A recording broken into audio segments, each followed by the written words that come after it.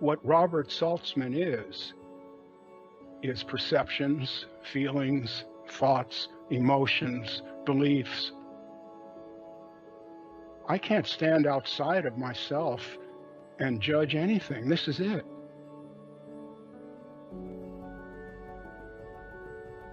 What the caterpillar calls my death, the rest of the world calls a butterfly.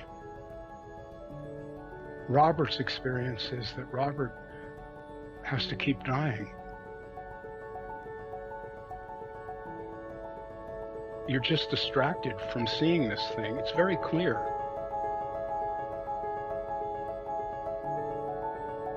The story we tell ourselves is really buffed up.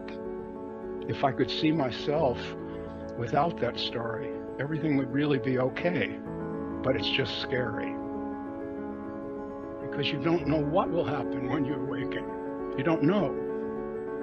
In my case, I lost my art career. It was gone. It went away. I'm not sorry it went away. I don't really recommend this to anyone. If you are happy in the life you have now, don't try to awaken. You won't like it. It's only for people who really feel that something is not as it should be.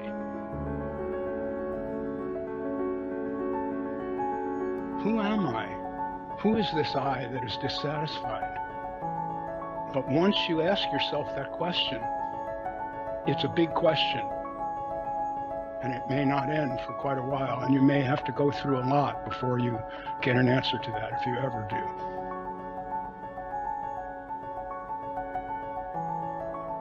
I can't make you awaken.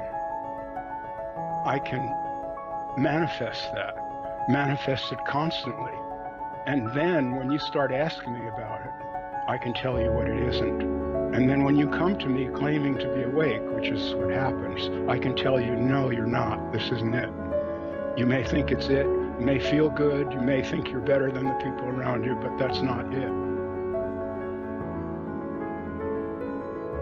What can be known and how can it be known?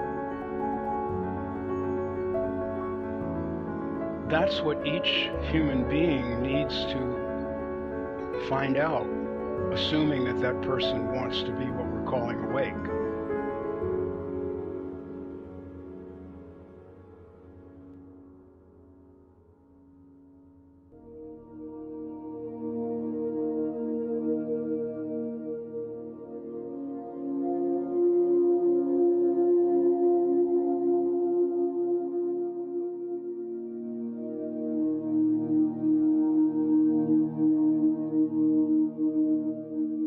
The secret is in there. If I could only decipher it and decode it enough. Really? You believe that?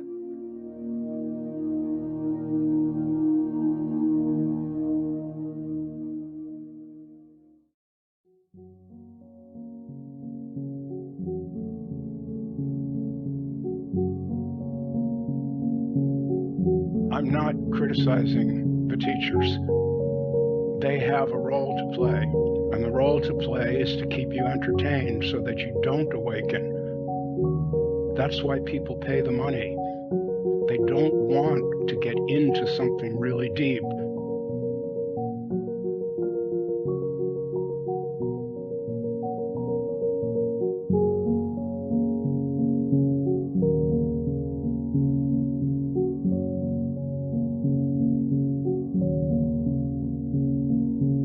People sitting on a stage describing how blissful it is to be awake. No, it isn't.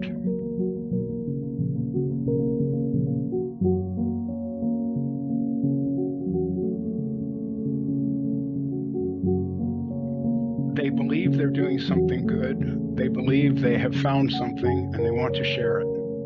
And they're lying, but they're making a living. And I understand that because it's quite painful actually to see things as they are. It's not such an easy matter. We actually don't know what any of this is. No one knows how any of this got here. None of it.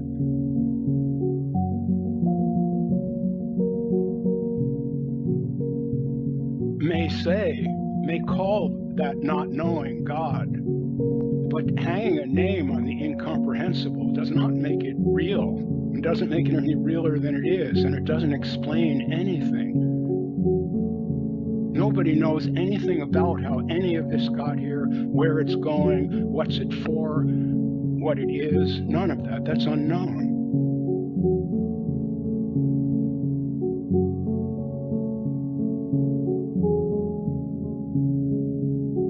In the moment that one really understands human limitation and stops imagining that Ramana or whoever got it really knows, really knew, as soon as that fantasy, I call it, disappears, you are awake and you won't be going back to sleep anymore.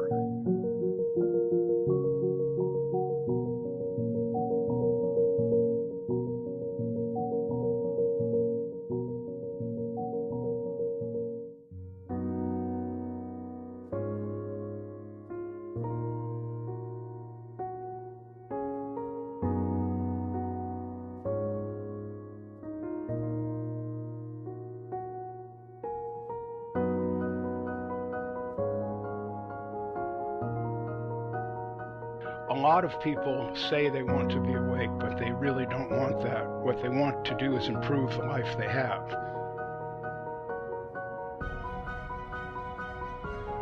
And there's nothing wrong with that. I don't criticize that. It's fine. If that's what you want and you know that's what you want, you won't become confused.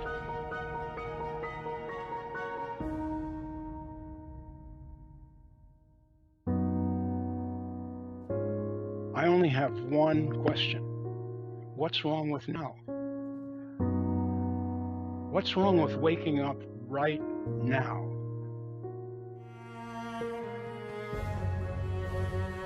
Why should I give up this one life I have? Why should I spend this life seeking when I can live? And instead of dealing with my pain by getting on a path with a promise that if I follow this eventually, then I'll feel okay at the end. Maybe there's a way to feel okay about it right now. Maybe I've never even tried that. This is it. The next moment will be something else. It keeps changing, it keeps flowing. There isn't anything else. And yet I'm telling you that I have no questions and I'm satisfied. There's nothing else. I can't become something. That would never occur to me. This moment is so rich. This moment is amazing. It really is.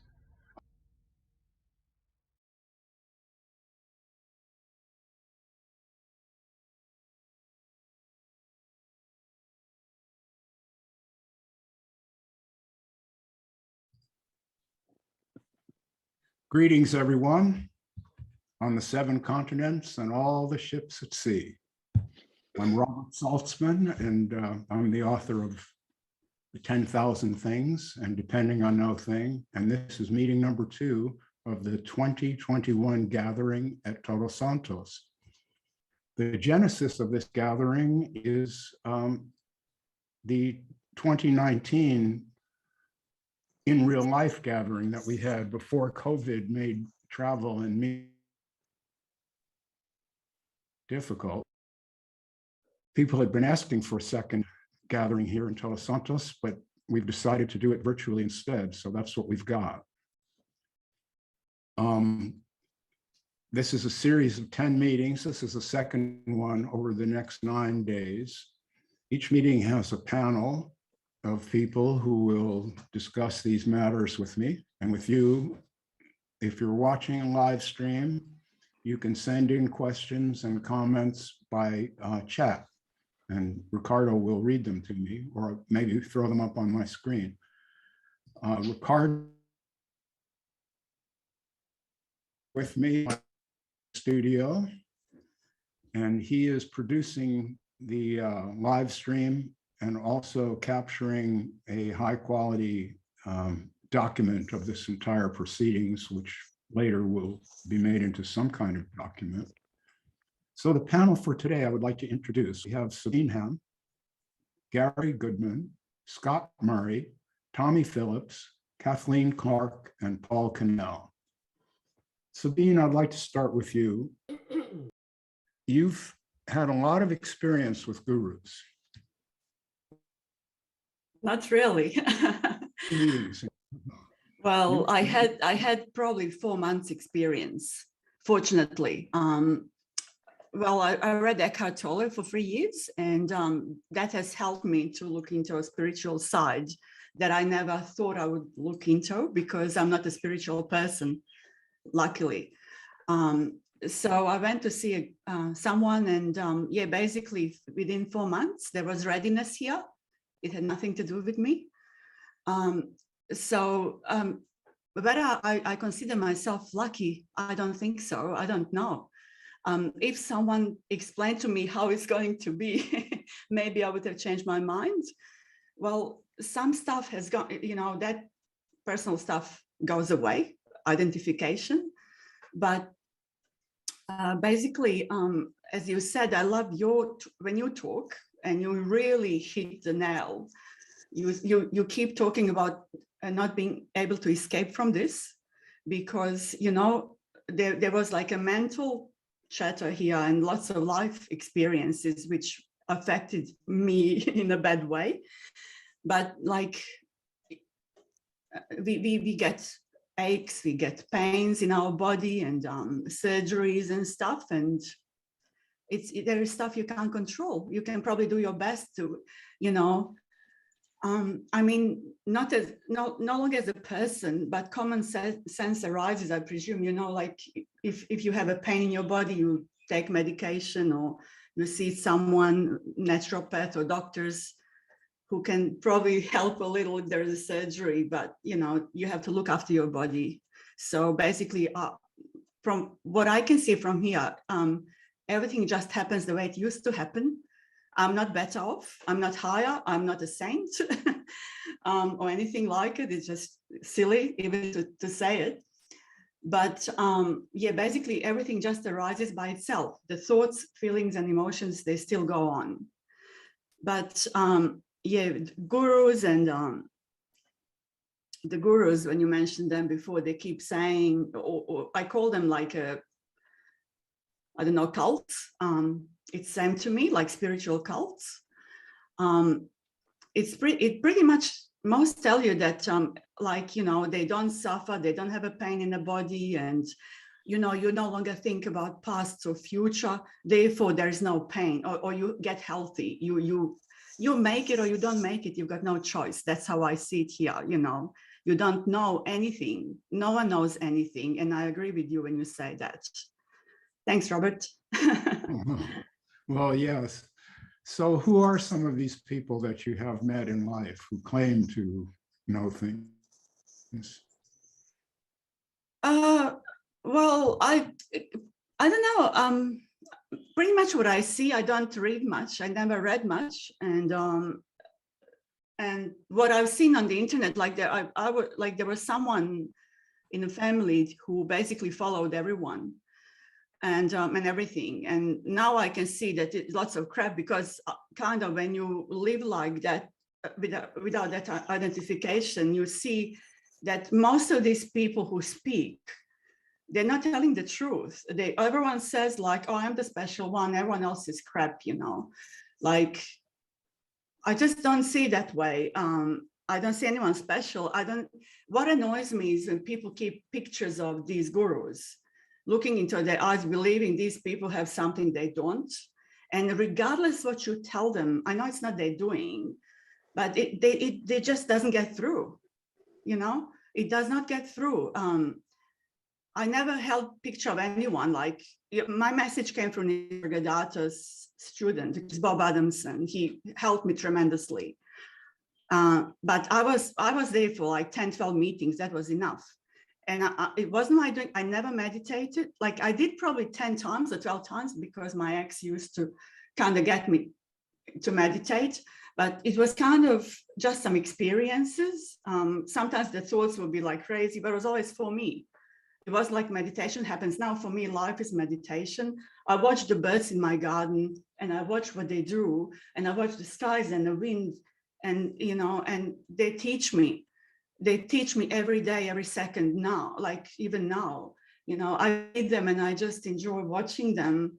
So for me, nature is the best teacher. You know, and people tell me that they don't get angry, they don't get annoyed. I'm like, no, anger arises. It's no longer that, you know, whatever, the way it was before, like hitting the center. There's, you know, doesn't hit the brick wall inside. It just, it's like a wind, you know, it arises, tsunami comes and goes, and life continues.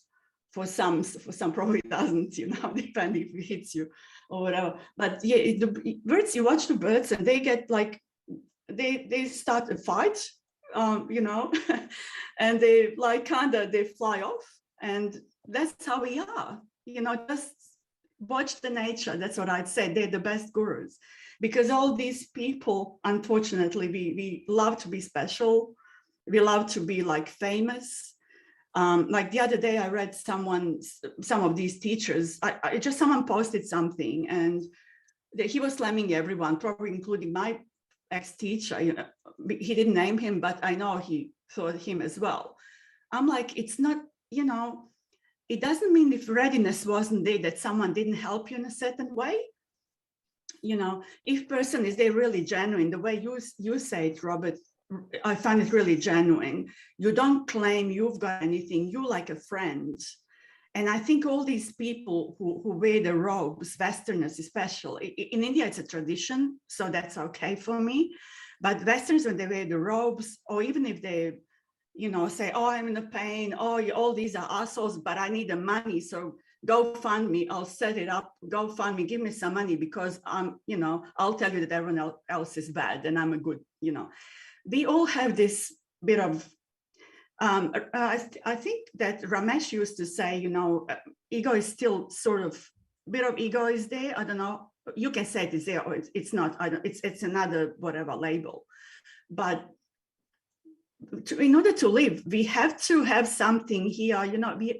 Humbleness happens spontaneously here, and gratitude. Like I wasn't someone who did it deliberately, like, because life used to hit me so hard.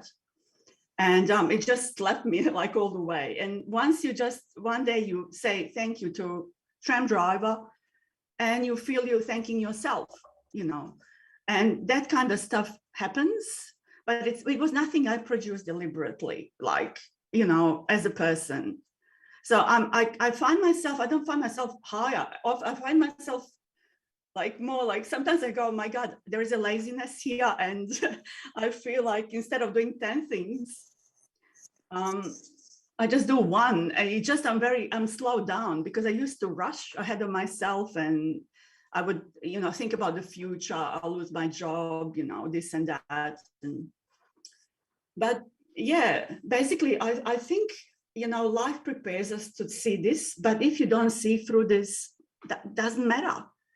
Like it's same for you, for me, just different experiences. How I find us all unique. We are kind of all unique people with different experiences, maybe, you know, or animals or whatever, human animals.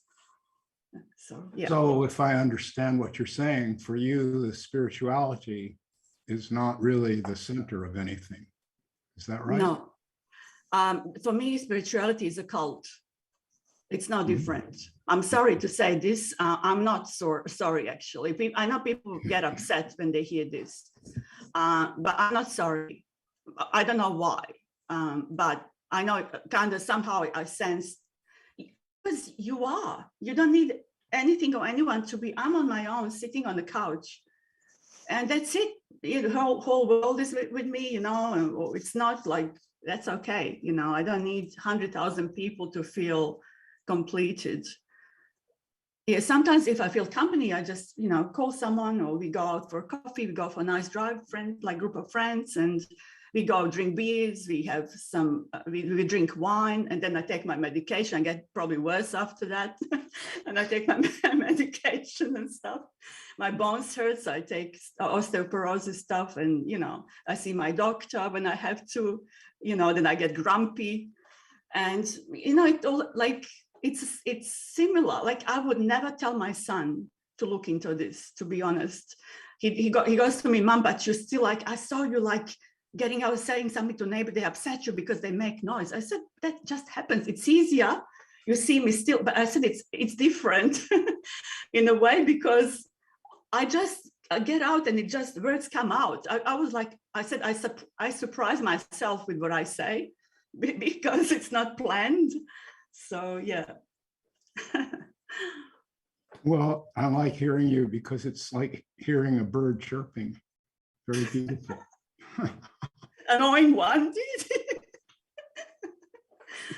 Yeah, shut up, Sabine. Okay. So I'm going to pass this over to Gary Goodman. Gary was down here for the 2019 gathering. It was great meeting you, Gary. I wish you could have stayed for the whole thing. You have to jet off. Thanks. Yeah. So That was fun. how are you doing? Yeah, I'm pretty good. I have a pretty simple life here.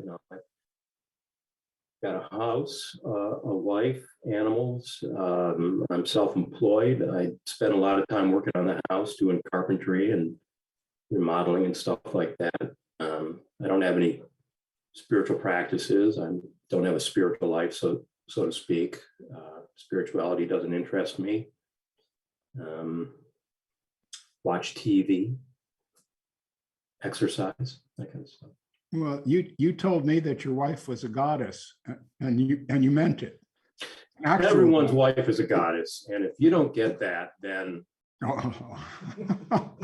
PM me and we'll discuss it. Yeah, I mean, I do. I mean, I worship my wife. I mean, what can I say? As well as my animals. I mean, to the extent that I'm a bhakti. Yeah. Scott, I'm going to throw it over to you. You're up in my left-hand corner, upper left. Okay, throw me a question.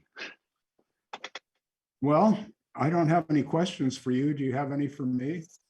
No, I mean, to be honest, I mean, I don't want to rehash some old stuff, but I mean, when I first came across you, I was in the hospital for 2 months, just starting getting throat cancer treatment going, and when I kind of stumbled across your stuff, and some other things happened, and as a result of that, I no longer have any questions. I've stopped studying theology. There's no spirituality other than the fact that I'm alive, and that's all I know. It's almost like being in a state of Zen and know nothingness.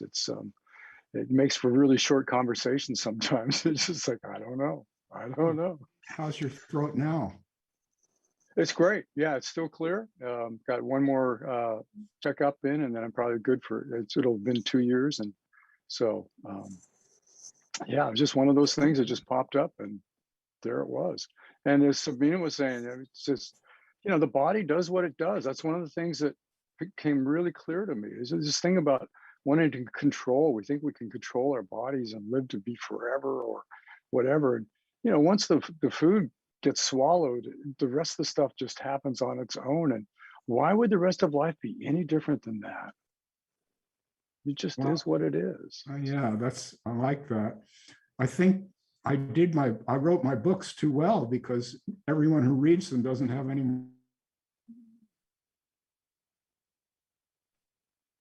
You get the book and Robert is de trop. Well, I mean, I kind of still working as a Christian pastor as well. I'm still trying to integrate that experience into that as well. But the whole point of church being a clinical model where you have to keep coming back to get, you're never going to get better, so keep coming back. I want people to come and say, I don't need this place anymore. I'm good. I'm gone. It's like, great. Yeah, that's how I feel too. So some of my critics say that the people who on my Facebook pages are followers or sycophants, and I don't really see that. They all seem like original people to me, and I think the people who stay in that group don't stay there because they're hoping to get something. They just stay there because it's nice to be in a group of like-minded people and discuss these matters sometimes, but not that I have any big secrets. Whatever secrets I had are already written down in the book, and there's not much left to say, really. Yeah. In Yeah, I fact, mean, I still read some spiritual books and so forth, but it's not to gain anything. It's, if anything, it's just to get better means of and vocabulary for expressing who I am or what it is I've experienced and so forth. And also, I mean, the bottom line is it's my experience, it's nobody else's. But I mean, I certainly use some of your terminology and explanations when I try to speak about what happened to me and where I'm at, but there are no questions. Yeah. Okay, thank you. It's good to hear. How about you, Paul Cannell? What do you have to bring to us today? I know there's a lot of, it's weird when the weird leading up to this whole session. You have all these thoughts running through your head. You know, what should I say? What shouldn't I say? And I like writing because I like working on articulating my thoughts. And then I'm thinking to myself now, well, I don't really want to preempt what I'm wanting. I don't want to preempt something. So but I think sitting here just to be fresh about this and then see what comes up. Because that's what's really happening anyway, because, you know, as I remember you saying in your books, and I've tried it for myself, and it's actually a fact that the I steps in after the words or the action and takes credit for those things. So, and I've played around with that, and it's actually true. And I think that should be a normal observation. So what have I got to say? I mean, I've got lots to say.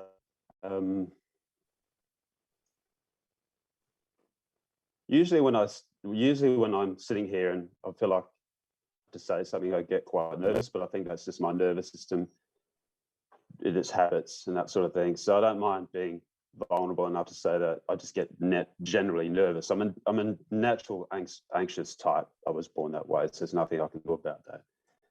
So if I was to say anything right now, I really just want to put it out there that, and I agree with everything everyone said. There's something going on here with everyone where everyone's their own. I feel like everyone's their own mind. I feel like that's what's going on, that no one really needs spirituality or religion. And I think from what I've observed with it and questioned it and done my homework with it and experienced it, and it's what had to happen, and it's all just fallen away, is that I remember U.G. Krishnamurti used to call it a shitland. And it's actually a really great observation. I put a few extra ones on that when I call it a wasteland. It's a quicksand. It's a hypnotic. A person may feel like they require it for a while, but I wrote something down the other day. All religion and spirituality, all of it, in my view, arises from the very beliefs that were put in there in the first place. It's just a natural thing to be indoctrinated, no matter what culture or no matter what place you grow up. You had no choice. So inevitably, things are going to arise from the very things put in there. If it wasn't put in there, it wouldn't arise. So I was playing around that the other day. And then I think to myself, well, there is some real value in choiceless awareness and questioning, where did this belief come from and who does this belief belong to and where did it come from? Those are three really good questions which you actually write about in your book. And they're not practices. But what happens is once you know about questions like that, because they didn't choose any of the beliefs, and no one's being punished for having those beliefs in there in the first place. It's not a crime to have them or not to have them. It's just that they were there. And if you stumble upon somebody like UG or yourself or a bunch of other people that suggest opening to the idea that you never chose any of it, but like I said, if it wasn't in there in the first place, things wouldn't arise from that. So arising beliefs in the moment, questioning those, where did that belief come from? Is it mine to begin with? It can happen just naturally. And I can remember you wrote the other day something about chisel away all the beliefs that were imposed upon you, then chisel away all the religion, all the spirituality, and then chisel away everything that's been acquired, because then as you continue through, those beliefs that you're indoctrinated take you down different avenues, and you'll just go through explorations, chisel away at those with those questions. Is this mine? Where did that belief come from? And then until what happens or may happen is you realize that they weren't yours to begin with in the first place, and all you're seeing right now is what's in front of you. And so what Sabine was saying and what the other guys are saying to me, it's true. The body's just functioning. What you see is what's in front of you. It's quite simple. It's a natural animal, primate animal, human body. It's just functioning. The birds don't need to chant, or the birds don't need to any religious hymns. The animals don't. We're an animal. That's hard to admit for a lot of people, but we really are. And it's just like cleaning, J Krishnamurti was talking about cleaning the mirror. That's all part of the chiseling. It's just a word to describe cleaning the mirror, really. So, and as you said, I remember you saying, once you know about these three questions, it just happens. Once you notice that happening, starts to happen by itself. But what's happened is, what I reckon is, once you have an inkling that the spiritual and religious quicksand, wasteland is dead, it's all dead. Once you see something like that, there's something in you that doesn't want it anymore. And I think it's your body. The body just wants to throw it out. It doesn't, it's an imposition. It's been imposed, it's been indoctrinated. Why would it be anything else? So those are some of the thoughts I've been having for a while. And, I've done my homework for myself. And I think that's what UG Krishnamurti was talking about, which the spiritual and religious shitland, as he says, they want to hold on. It's a bubble. They've got hierarchies, and we don't really need hierarchies. Once you're chiseling it away, once you're wiping the mirror clean, you're just living in an ordinary way. I remember that was a really good thing to think about, that you'd mentioned, living in an ordinary way and just one foot in front of the other brother, doing what is next and what is next. And things become really simple. There's nothing spiritual or religious about that in the least. It's just functioning normally. You live, you're born, you live, you die. So you live, you do whatever you do. You may be rich, you may be poor. You may or may not escape or purge out the religious and spiritual bubble. It may just go of its own accord, and then at some point you die. But that's not enough. And I think that's where these escapes can be handy and very comforting, especially during a pandemic where emotions are heightened, people are really scared. But the pandemic, what it does do, it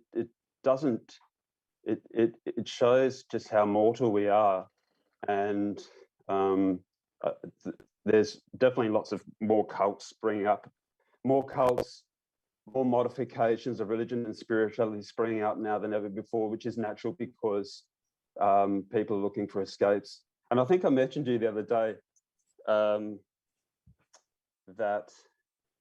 in the religious and spiritual circles, the follower, to me, the follower destroys the leader and the leader destroys the follower, basically. They're all in a dance, as you said, and the dance is that they all want to be the one that has arrived, and I don't think anyone arrives. It's getting rid of all that bullshit. That's the idea, and just living. But they want to be the one that has arrived, and they're all nicest part of each other's faces, but they're fucking each other over behind each other's backs for that special prize, the holy grail of enlightenment, whatever the fuck that is. So I don't know. I just get, it's messy, and I think it's a dangerous world. Once you get out, you don't want to touch it again.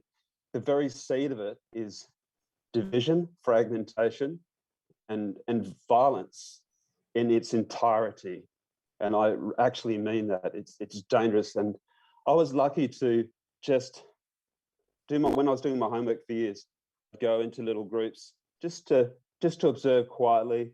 There was a part of me that was always questioning. So my only suggestion is to anyone who feels that something's not quite right about all these worlds that we've created, the thought created world of spirituality and religion and all their modifications.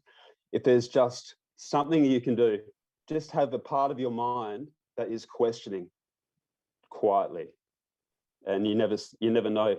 You may be able to one day just go, it's all fucking gone, and now I'm just walking one foot in front of the other, and I'm just living in an ordinary way. So anyway, that's my little thing right now.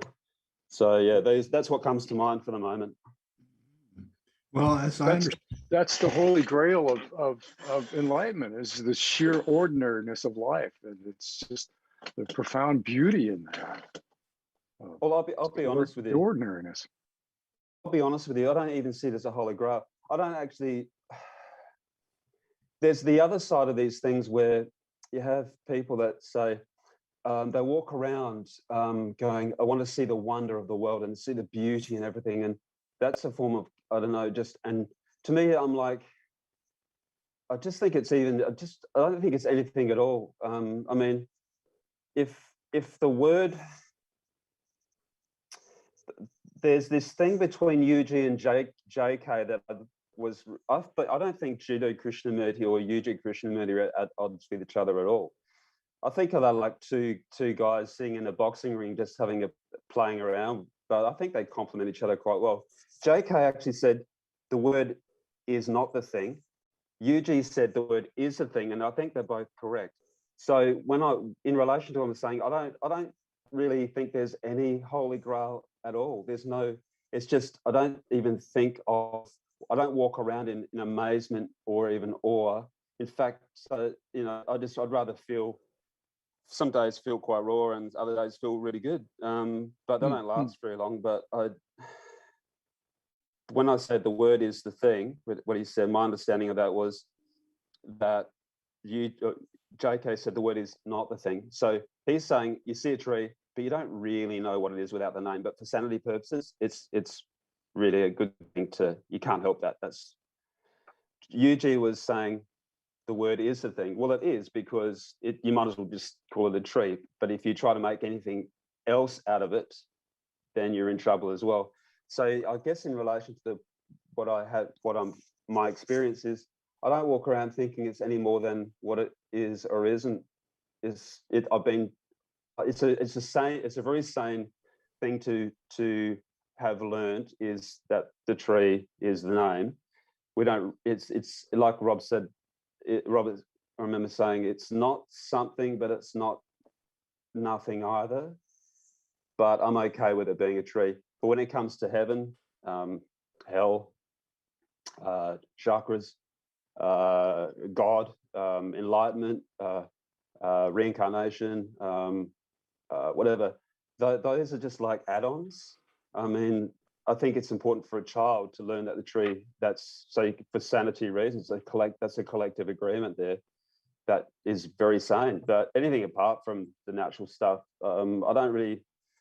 Yeah, look, to be honest, I went for a walk the other day down to the park and sat in the sun and had a You know, I just sat there and it's really nice, and it was really nice and warm, but I didn't make much more out of it than that. By the way, I love your garden behind you, the Zen garden. It's beautiful. Thank you. It's a picture. Oh, fuck. Okay, no worries. Anyway, I've said enough. I've said enough. It's beautiful. It's a facade like me. So. Well, it's beautiful. Thank you.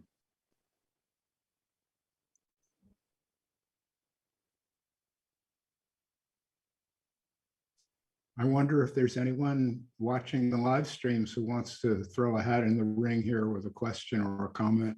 I see you, Leo Carval. Why would humans be any different from animals who can find their way across incredible distances, but they have no idea how they can have no knowledge, they just follow their nature. Ah, now Leo is saying, I knew that garden was too good to be true. I was looking at it. I believed it was real. I was just wondering what part of the world you're in to have the. I'm in Japan. I'm in Japan, Robert. Are you in Japan? Yes. Mm-hmm. Oh, so it's actually early in the day on Sunday. Is that right? Yeah, 9:30, and that scene behind me is from one of my favorite little temples, about 15 minutes from my house. Probably established almost 1,000 years ago, and it's a wonderful place to sit and be quiet on occasion. Yeah. Mm-hmm. Yeah, it looks beautiful. Thank you.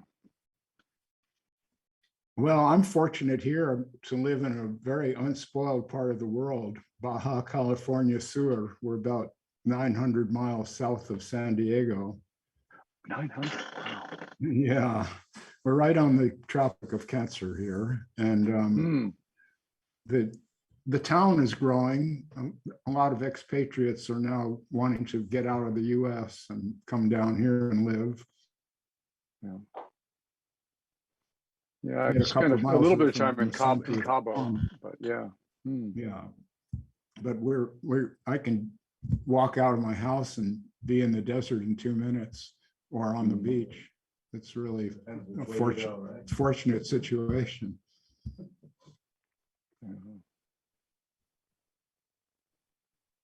Well, this is one of these meetings where everyone seems to be on the same page and there's nothing much to discuss. Is that a fact?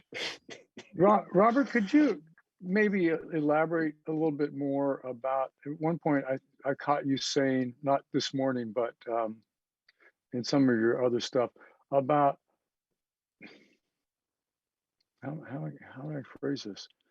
That what you've been through, or the place where you're at right now, you don't really wish that on anyone because of the, well, it's not coming back up to mind, in the sense that things are just as they are, and it's a very different life than most people have. And rather than saying, I wish everyone like this, it's like, be careful what you wish for. I think that's true. I think there are people who pursue enlightenment as a goal. And what I'm saying is, I'm not saying that I'm enlightened. I'm not saying that, but people treat me that way. They ask me questions and won't get the inside dope. And what I have to say about that is, if you knew what it was really like, you might not want that. Because a great deal of the drama and the interest goes out of life. It's similar to what Paul was saying earlier. Things just are as they are. You're not going to win. You know that you are not eternal. You know that you are going to die and come to an end. Everyone you know will die and come to an end. Everything that you think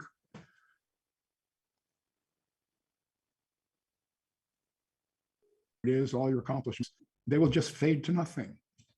Now, I'm fine with that. In fact, I find it liberating. I don't really have to worry too much about anything. But for a lot of people, that would feel dreary. And that's why these spiritual seekers are always seeking bliss. They imagine that there's some blissful state that they'll arrive at and then just be happy all the time. And that's, in my view, a total delusion. I think there's some drama. You know, people are a little driven by drama. They're kind of addicted to it. You know, seeking is kind of a dramatic screenplay of sorts. You know, I'm the star of my show and I need to accomplish something. I need to feel good. And and life is all about the tensions and conflicts of, you know, and everything that comes at me. And to not have that, to have that stuff relax and it's no longer coloring everything, to me is a relief. It kind of feels better. You know, there's more energy and attention for, I guess, other things, which is just what's happening right now. And sort of simple things that you have to do in life, like, you know, I've got to work on the house a little bit. I got to clean the house. It's like there's more enjoyment of that if there's no drama about should I clean the house or shouldn't I clean the house. And anyway, that's my perspective on it. Well, that's the Zen. My video, my audio is breaking. Are you all hearing me? Someone's their mic on. Okay. Wow, how strange. Well, I put the mic on to say something. Oh, but go ahead, is it Kathleen. making noise? You're good now. Well, how I found you, Robert, and your way of thinking, it seemed bizarre initially to find these people discussing all this stuff. And I thought, why are they wasting their time on this? But then I realized as I continued to read some of your responses, I already knew I had been brainwashed by, or indoctrinated, as Paul said, by Catholicism. And you're never done with that. It is stuck. But I was just fascinated one day when I realized that my idealism was escapism. That all this time, because I'd been praying souls out of hell or out of purgatory, and I'd been taught all these rules and little things to do because that's how Catholicism is. And at the end, you go to heaven or you go to purgatory and you have to be there forever until somebody prays you out. But I broke open is all I can say. I didn't have anything to stand on anymore because idealism was what I was about, and I always thought it was a good thing. And then I discovered, well, I don't have anything to stand on. And I must say, I don't like being in the physical body. I don't accept it the way you all might, because mine is falling apart. And I don't feel good a lot of the time. I mean, I physically don't feel well, not good. So I just wanted to join this to see how you all conversed with each other about this. So I wanted to say just that that's why I said I have nothing to say. I don't have anything guiding me. And the pillars of my life, if you will, all the little venial sins and mortal sins and prayers and that was just bullshit. And I knew it was, intellectually I knew that, but I didn't feel it until that day you mentioned something about idealism, and I realized the torture of my life was trying to make things good, to make have people happy. I mean, my career for 50 years was being a psychotherapist. What do you do then? Well, you take miserable people and kind of make sense of their world. And sort of like, I'm coming at the end of my life, and I'd like to make some sense of it. And what I hear is there's no sense to make of it. And, so occasionally I just laugh, but sometimes I wonder what I did to my clients. But, not having, well, I just had good intentions. I'll put it that way. I don't know. I don't believe we know anything. And I don't believe the human mind can hold whatever else the universe consists of, and the universe has to consist of something. I mean, it does, doesn't it? So I'm still exploring. That's why I said I had nothing to say. It's like stepping out of a spaceship and suddenly being confronted with, wow, I'm in nothingness. And that was sort of frightening. I thought I would listen a little more. Now I know there are no answers. I get it. But the main thing is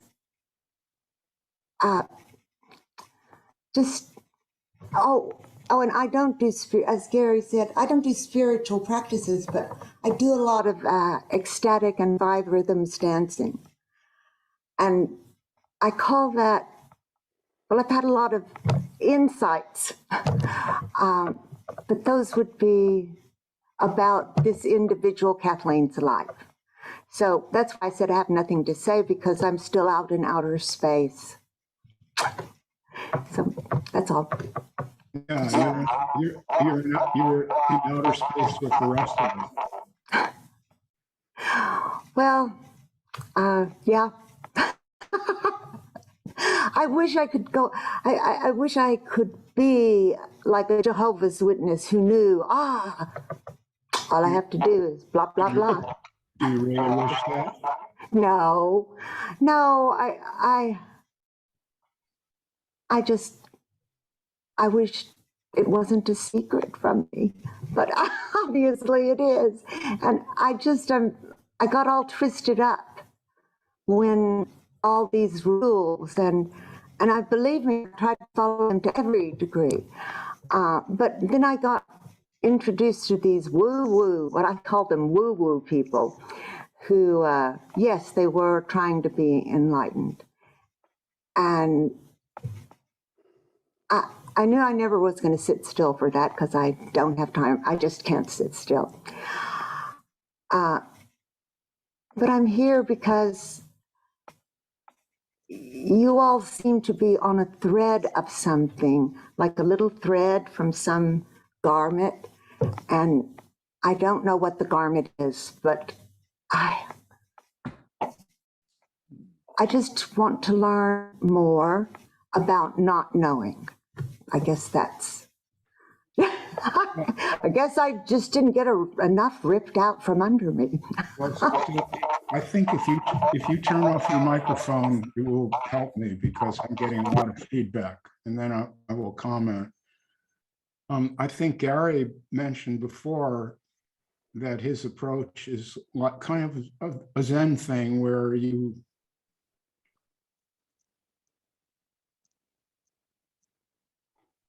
if I got the sense correct, you just wash the dishes, when it's time to wash them. You don't debate, you don't make a drama out of doing the dishes.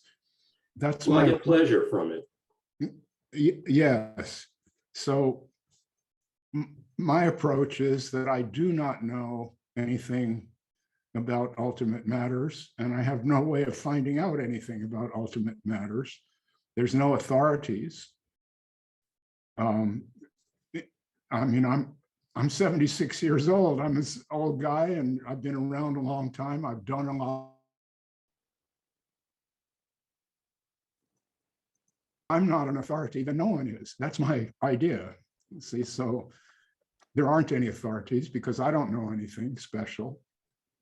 And since there are no authorities, there's no one to tell me what's right and wrong. I just have to deal with each moment as it arises and do the best I can. Seems very simple, but it's profound. It's really profound to not know. So you're asking about not knowing when you really don't know anything. You don't know anything.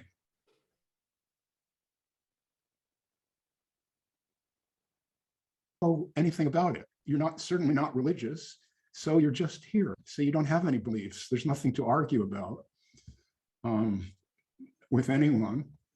I never argue with anyone about anything. There's no point to it. Each person has to see what he or she sees. It's inevitable. I don't want to change anyone's mind. When I wrote those two books, the idea was not to teach anything. They were self-expression. I had come to this understanding and it was time to express it. But enjoyed the books, that's great. But ultimately, there's nothing to teach because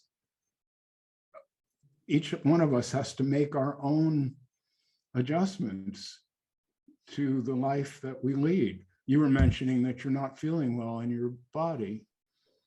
I know what that's like. I was incapacitated for months with a broken back. It was terrible. I was in pain every day. And the rehabilitation took 1.5 years, and that hurt every day a lot. How did it? At a time, you have to chew up your life bite by bite and swallow it. And sometimes there's barely enough saliva to get it down. That's really my approach. If I have a happy moment, wonderful, I'll take it. I've been very fortunate. I have a beautiful wife who loves me. I've done well in life, have a nice home to live in and everything, so I can't complain. But as far as being blissful, of course not. There's no bliss to be found except temporarily. You might have a moment of it or a day.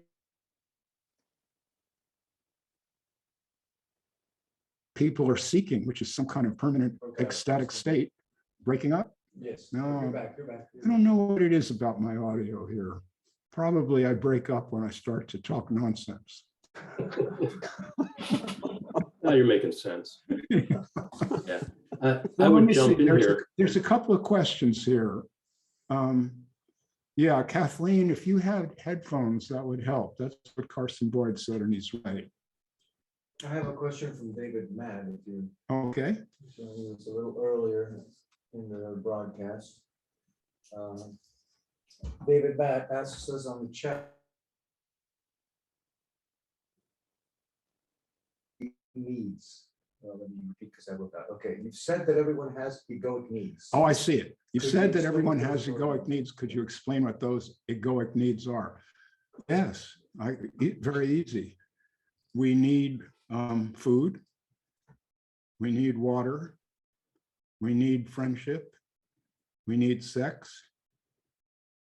And these are our animal needs. And I don't know if my donkeys have an ego, maybe, but as humans, we do have an ego.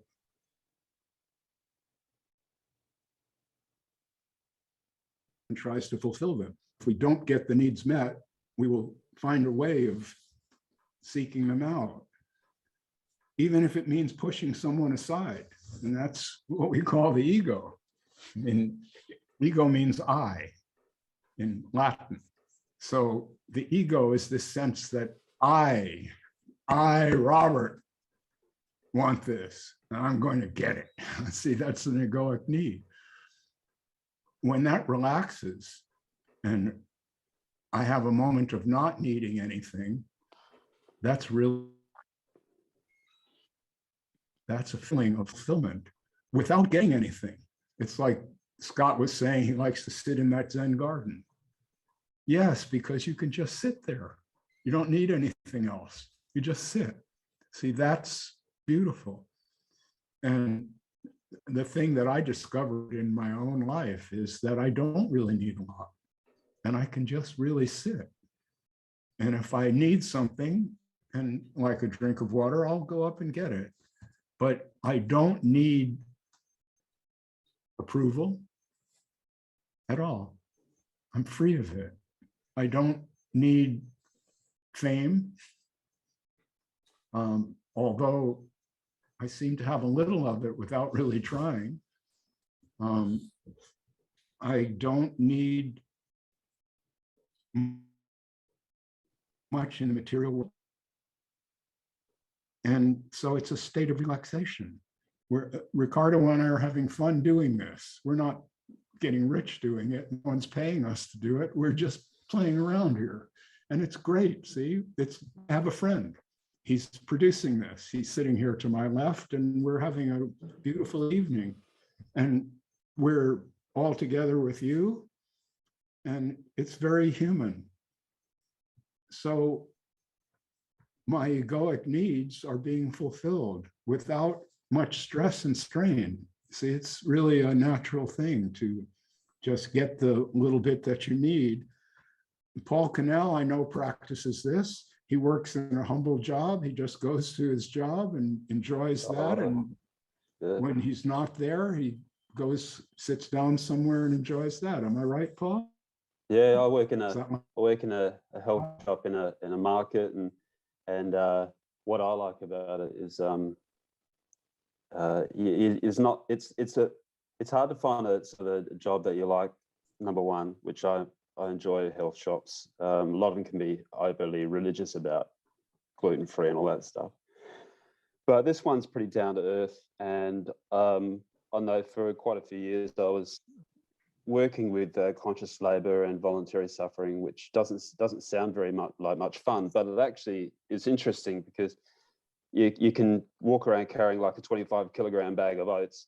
And yeah, sure, it's heavy, you know, whatever, but you're consciously you're consciously with your body. It's very natural and you're very animal, and you kind of at the same time have moments where your mind's just free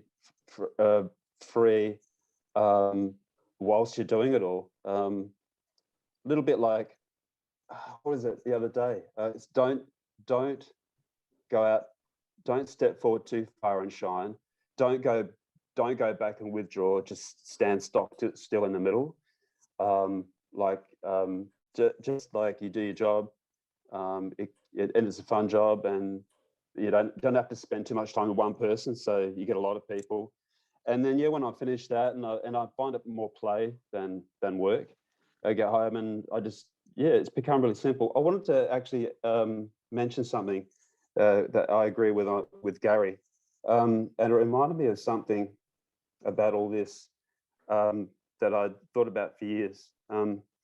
When I think it was UG, he said when the energy, natural energy, animal, in my opinion, is released from the search, then you're just free to live naturally in an ordinary way. I don't think anything else needs to be added onto that. So I've been playing around with that as well, and I found that to be a really interesting, kind of an experiment, but not really. Just yeah. So all that energy that's caught up in the bubble of religion and spirituality, hypnosis of it all, when it's kind of, I think John Troy says, exhausting the remedies is the remedy. So he goes, have at it. Keep going until you just exhaust the fuck out of yourself. But there's other things that can happen. You can probably take psychedelics and just snap out of it, or these things happen. It's not something you can make happen either. But I thought that was a really important thing that I'd have percolating in my mind through the years is when I first heard it was when the energy is released from the search, you're just free to live naturally. And that still might not be enough. So that's cool. You might want to continue the search. I mean, you've got no choice anyway. And none of this it's just happening. In that respect, it's just happening anyway, whether you don't search or whether the search comes at the end or you think you've stopped the search. So yeah, my job has kind of been really, really good because just running around all day, you serve a few people, you don't have to spend too much time. I like my own company, way too much, but I like my own company. I like aloneness. I don't feel lonely in the least. Maybe occasionally that natural thing comes up, but just run around, finish there, go home. I don't need a lot of people around me. You know, I might read a book, might watch TV, might have a meal, blah blah blah. Eat when you're hungry. So you find yourself sleeping when you're tired. I don't know, you take a shit when your bowels are moving, take a piss when you need to, like when it happens. It's all natural. And everything else is like a kind of a bonus. You know, you have extra money, you might go on a holiday, blah blah blah, whatever. So yeah, that's my job. I think it's pretty normal, nice and normal, and very quiet, really. So Yeah.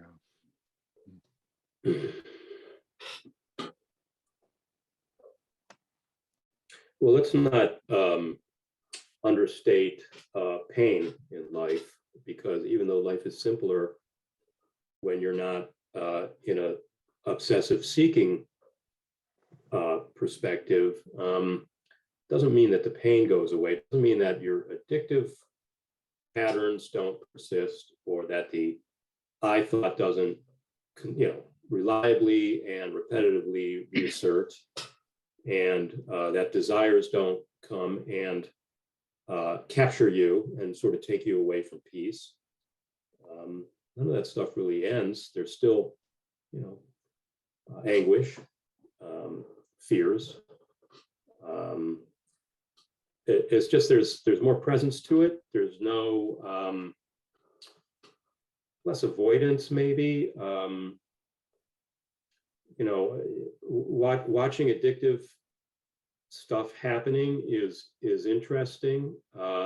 Watching yourself, the illusion of choosing to respond to your addictive behavior or to resist your addictive behavior as it's happening is kind of interesting, and that sort of fills your time.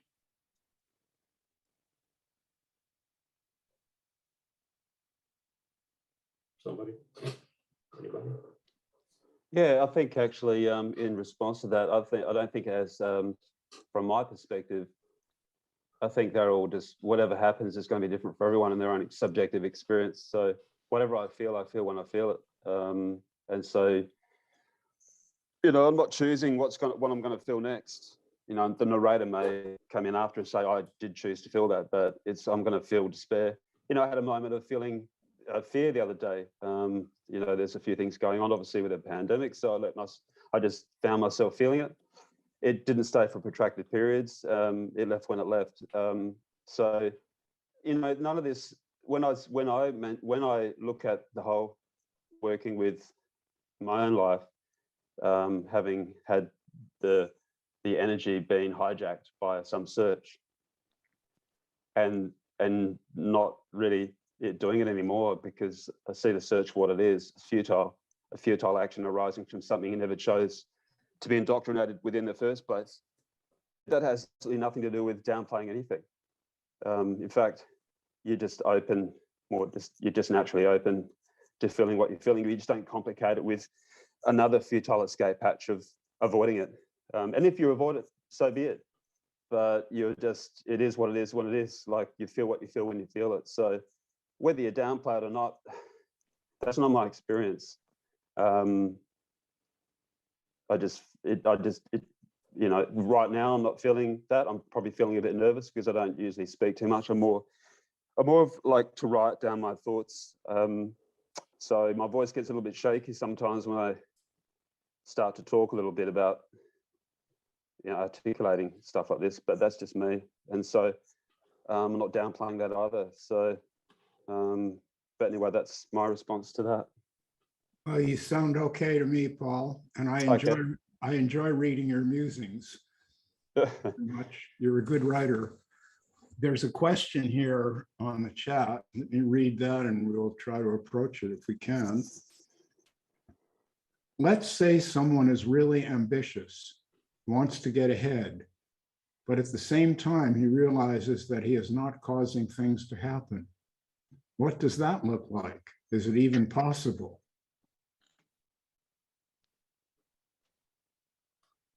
ambitious and wants to get ahead, but at the same time, he realizes that he is not causing things to happen. What does that look like? Is it even possible? So that's a good question. Is this a question of, the matter of free will? It's like, I want to get ahead, but I'm not really causing this. It's all just sort of happening on itself, like mechanically arising. I wonder if that's what he means. Well, he wants to get ahead. I assume that means in the material world. He's ambitious and wants to get ahead, meaning I don't like my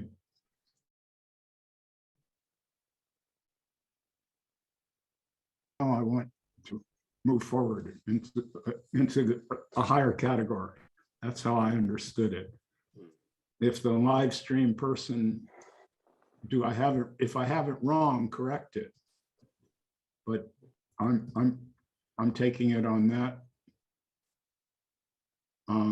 Wow, there's a lot of stuff going on here on the chat suddenly, but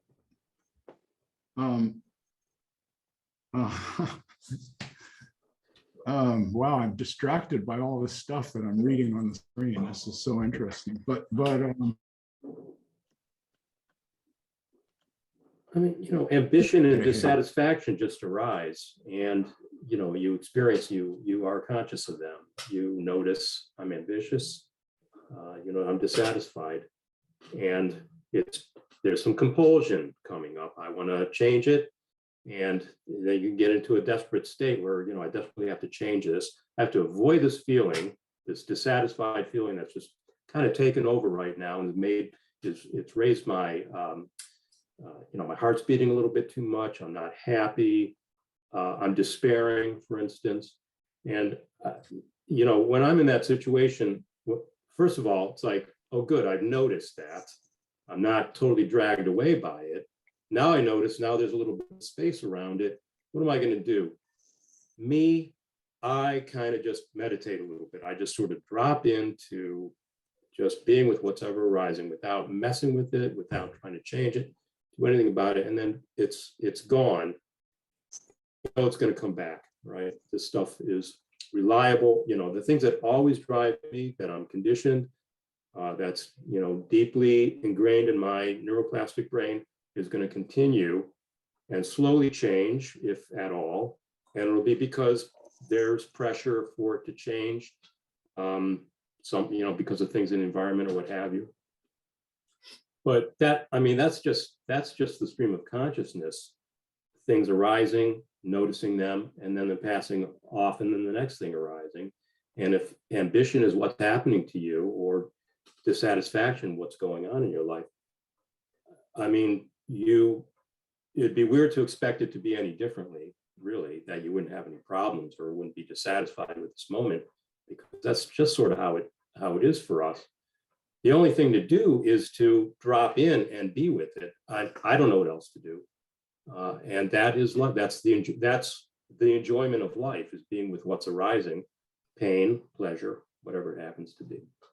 well, so this fellow on the live stream was saying, but what if you realize that you're not making anything happen and you still feel ambitious? What? He said, what then? Is that even possible? Rinse and repeat, be with that. So May need a new definition of what ambitious is.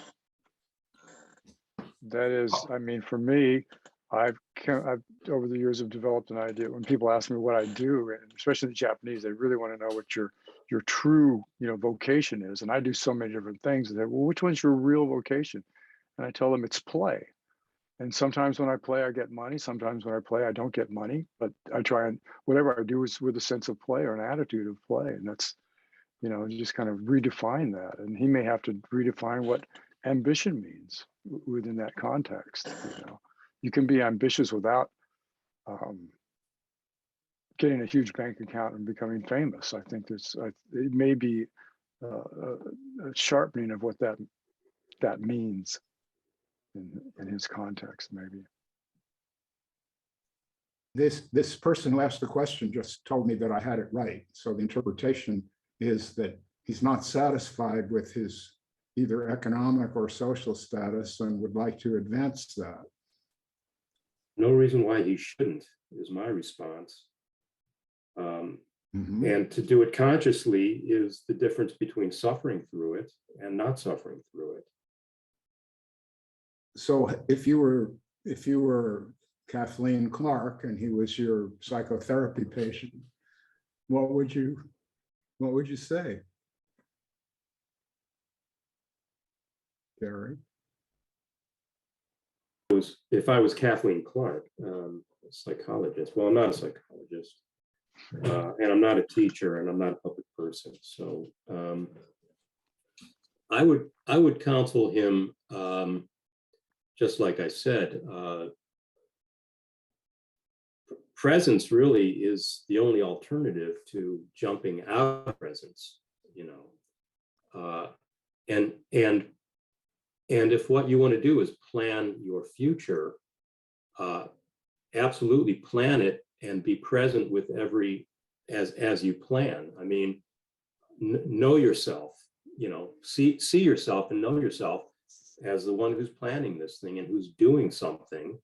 And, you know, I can't tell you whether your ambition is a good ambition or a bad ambition, whether it's worth your efforts, whether it's good for the world or not for the world. That's not, you know, not my business. My business is noticing whether you're present or not. And if you're not present, then I suggest that you be present and don't suffer things, you know, be present to them. That's my psychiatrist speaking. Well, Robert, the way, yeah, may Go I ahead. say, yeah. Go ahead, Sabine. How it's here, basically, everything is just arising, including the thought, I'm not in the right space, I'm not happy where I am materialistically, I want a house, or to be safe and secure. How I see it here, it's a thought arising, telling there's something wrong, but there's actually nothing wrong.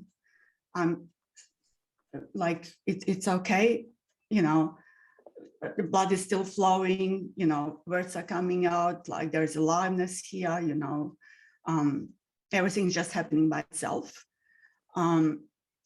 If really, if there will be need in our life to be more financially secure, there will be action taken spontaneously.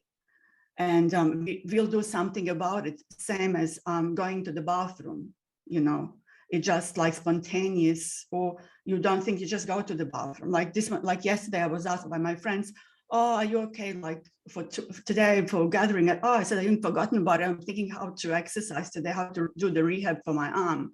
So basically there's no planning here. I don't plan. Ambitious, to me, that word is kind of not in my dictionary anymore, I think, in a way, since this hypnosis dissolved of being separate identity. It just, you know, if you want a better job, you just go for a job interview. If you want to change what you used to do, you change it. But it's, in a way, it's easier. Because, for instance, second time I left the job without having any income. And I wasn't worried whatsoever. Like in the past, I would have a really good income. And I was sick worried, like how I was going to feed my family. Like I'm the only income earner, all was going through my mind, you know, all, maybe you call that ambitious, I'm not sure, you know, but as a person, I used to project that I was going to get thrown out, something's going to happen, I won't be able to repay my mortgage. Now it's just as it is, like I'm safe, I'm like, it's okay, body's in pain, I'm going to take medication, I have to do my rehab, I'm seeing my physio, it just, and I don't think about, I don't know, to be honest, I don't know what I'm going to do to maybe become more money. Like, I don't know if I need the money. Like, it's even that, it's for me, I lost that concept of money, greed.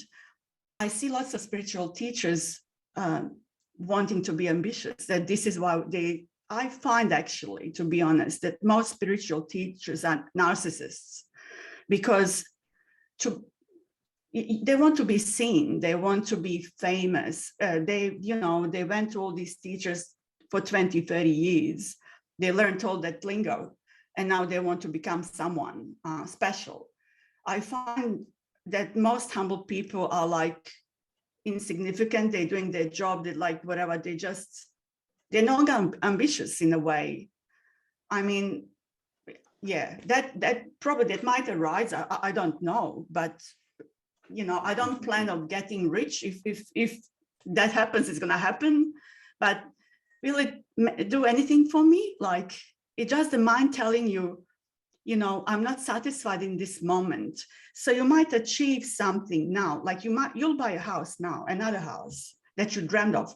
You're gonna be happy with that for 3 days, and then you're gonna buy Ferrari, and you see Lamborghini driving past, and you go, oh my God, I want Lamborghini.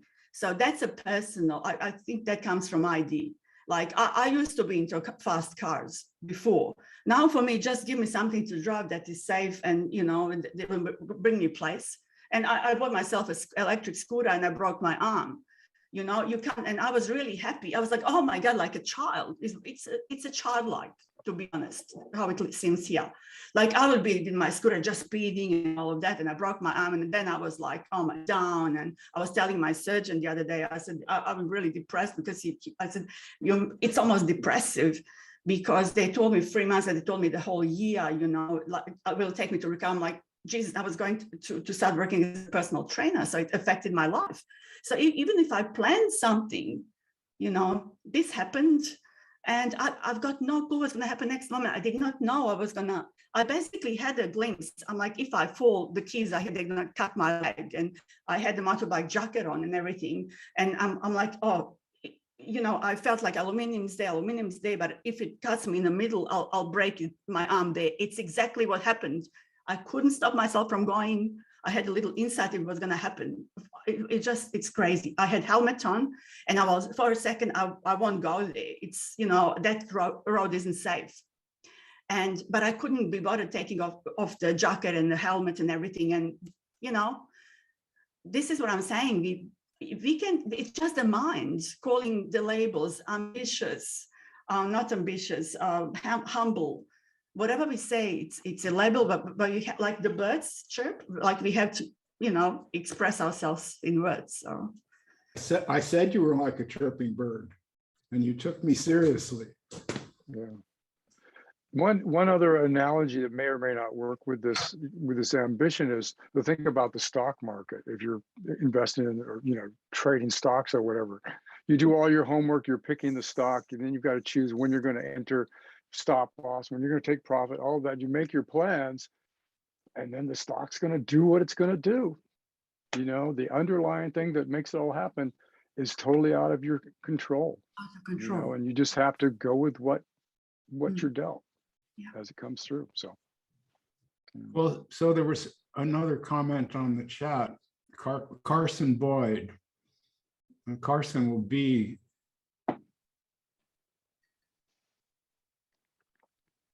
one, I don't remember which one. But what he's saying is that this seems to be a conversation that's largely left-brained, and he's more of a right-brained person who looks to synchronicity, and a muse who exhibits wisdom and creativity, which speaks to him personally. And he feels that if he said that, this panel would see him as naive, foolish, and deluded. He wants to know if he's right. Would we see it? No. I mean, we didn't give very much background to comment on, but I mean, we're talking about, we're answering a question here from another viewer about practical dealing with ambition, desires, self-image, that kind of stuff. I'm not sure what Carson's talking about, but you know, yeah, synchronicity is, let me talk for myself. It's like having, you know, having realized you're not your ego I self, you're kind of all of it or whatever. You know, you don't find a self in everything arising, you just find the arising. And and you exist. That's pretty much all you know, is you exist, and what's arising is arising. There is a kind of tuning in, at least for me, noticing that the world has patterns and you can't understand them. Synchronicities happen. And it's, you know, there's sort of wonderment about it, but if you try and figure it out, you can't get anywhere. You can't really understand what's happening. You could just be happy it happens. And you get guided a little bit more. You go with the flow a little bit more, maybe, instead of fighting. You know, the fighting thing is arising. The fighting you is going to continue to arise, but the going with the flow you is also going to continue to arise. And maybe that'll become more, maybe you'll tune into that more, and that'll become more important to you. At least it has with me. But, you know, none of it makes sense. I mean, if I think it's all cause and effect, you know, that kind of falls apart too. At least there's no evidence that cause and effect's real. Ultimately, I think you mentioned that earlier, Robert. Maybe it was this morning's. Yeah, it was in the Something. previous meeting, cause and effect. Right. If it's turtles all the way down, well, that Yes. it's impossible. It's impossible Well, that it's turtles all the way down. The problem is, if I say that something that preceded this moment caused this moment, well, then what caused that cause? And we have to go back to the Big Bang, and then we would still not be finished, because we would say, what caused the Big Bang? Right. And eventually, someone has to say, shit just happened. Right. And So you know, instead of making that analysis, we may as well just say this moment is what it is, because it couldn't be different. It just is what it is, not that some subsequent action caused it, because what caused that? Let's see, there's really, it's very attractive to imagine that one thing causes another, because then we could get control. If we could get control of good to happen. But as Scott was saying, you put your money on red or black in the stock market, and then the stock market just does what it's going to do, and you can't really influence that. We were talking about health before. If you get throat cancer, you just get it. It's not like you caused that to happen. And so eventually, for me, I just throw up my hands at a certain point and say, I don't know what any of this is. I don't know where it's coming from. So I just perceive each moment as it is. It's a little jewel. It may be ugly, it may be beautiful. I don't know that, but it just is what it is. That sounds naive, I know. Just say it is what it is. It doesn't explain anything. But I'd like to go to that question that Carson Boyd had. Could you throw that up on the screen again, Carl? I'll read it verbatim. Let's see if we can get, yeah. He says, I feel that I am visited by a muse who exhibits wisdom and creativity, which transcend part. Some of the discussion so far leads me to believe that this panel would see me as naive, foolish, and deluded in this regard. Am I right about this? So is he right? He feels that he's inspired by some force that transcends his being. Is that foolish? I don't know why he would want our opinion about that. If that's his reality, then that sounds cool, you know. Well, he'll be in a meeting. I don't remember which one right now, but at that point he'll be able to, I suppose, give us a fuller exposition of this question. Seems interesting, though. If you feel that you have a muse, that's what a lot of artists believe. They believe that they're not doing this. They've got some bigger force driving them to paint or write or whatever they do. Well, I think as Gary said, I mean, there's a lot going on that we just don't understand. And you say as well, we don't just say, I don't know. I mean, Scott, whatever that is this incredibly complex thing of, all sorts of synapses and DNA and whatever's brought me forces outside of myself that have brought me to whatever Scott is, whatever that is. And if part of me has developed a sense where I feel like I've got a muse that inspires me, then that would be, it is what it is. Well, So so I mean, Carson, it's not for me to judge that and say it's delusional. I wouldn't want to do that myself, but Carson has just said that in the evening hour. Do we have a Tuesday evening meeting? I didn't think we did, but I think I'm on that one. is it the evening? No, I believe it's 1 p.m. Eastern. I thought it was. Well, I may be we'll confused. just have to tune in for that one. Yeah, we'll have to find out what Carson is getting at. I think Carson is a wild man. We'll have to give him Wild card. You take the bridle off and let him express himself fully. Yeah, I kind of relate to what he's saying in terms of the sense of that I'm being lived, right? I mean, I'm not generating this stuff. My brain is generating whatever arises, my brain and other things.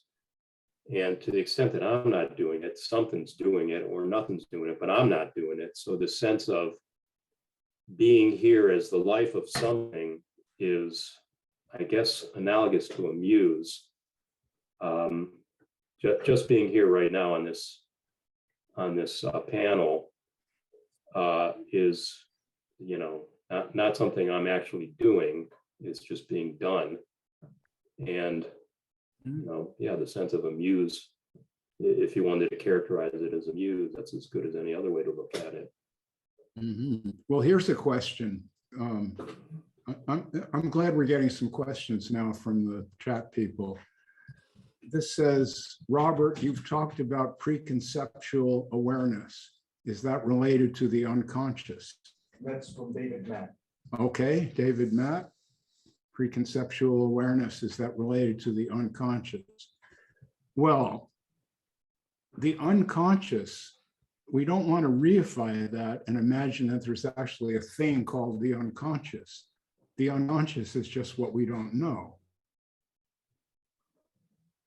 So obviously there are many forces acting on all of us all the time that we are not aware of.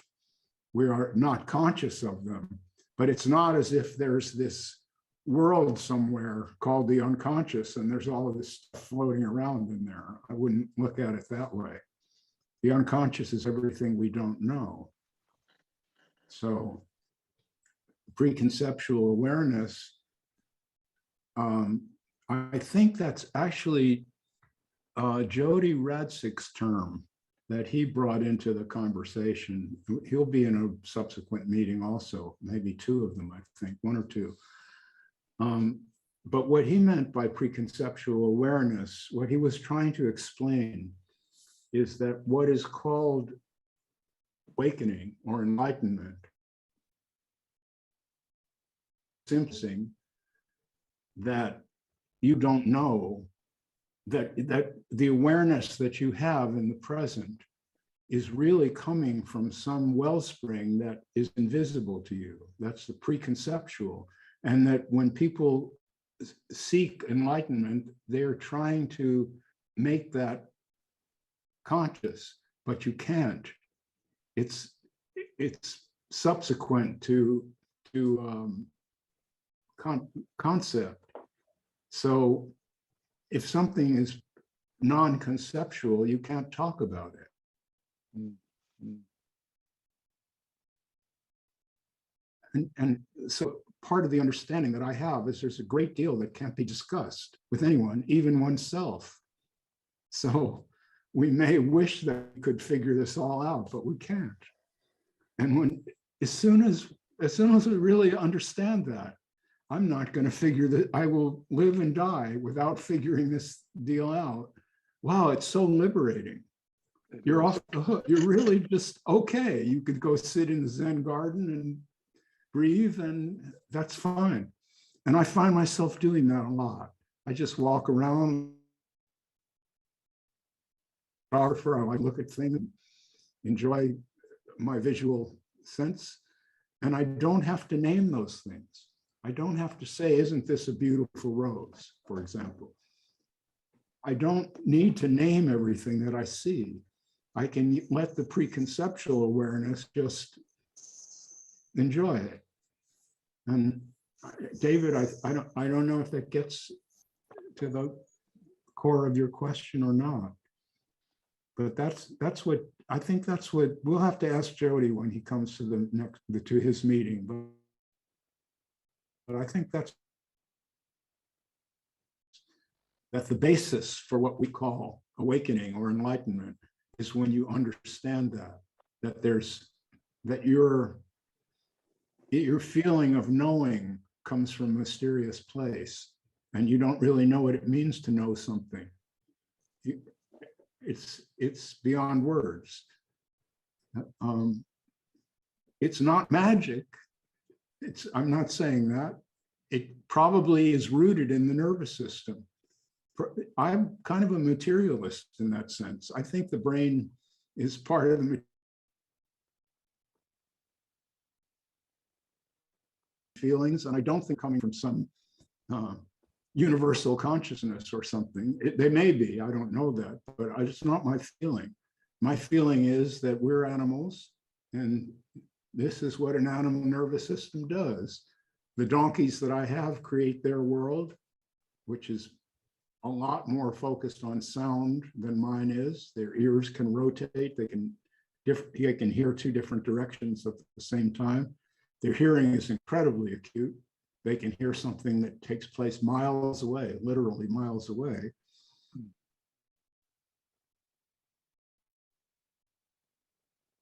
They have an oral world, all of their own, that I can't share. And I have a world of thoughts that they cannot share. I don't think my thoughts are coming from some magical place any more than their hearing is. It's just the way we're wired up. That's how we survive. That's how we evolved. All of us creatures, a mushroom, a fish, a donkey, or a human, we all have the same ancestor. There's an early ancestor of all the plant life, all the animals, humans.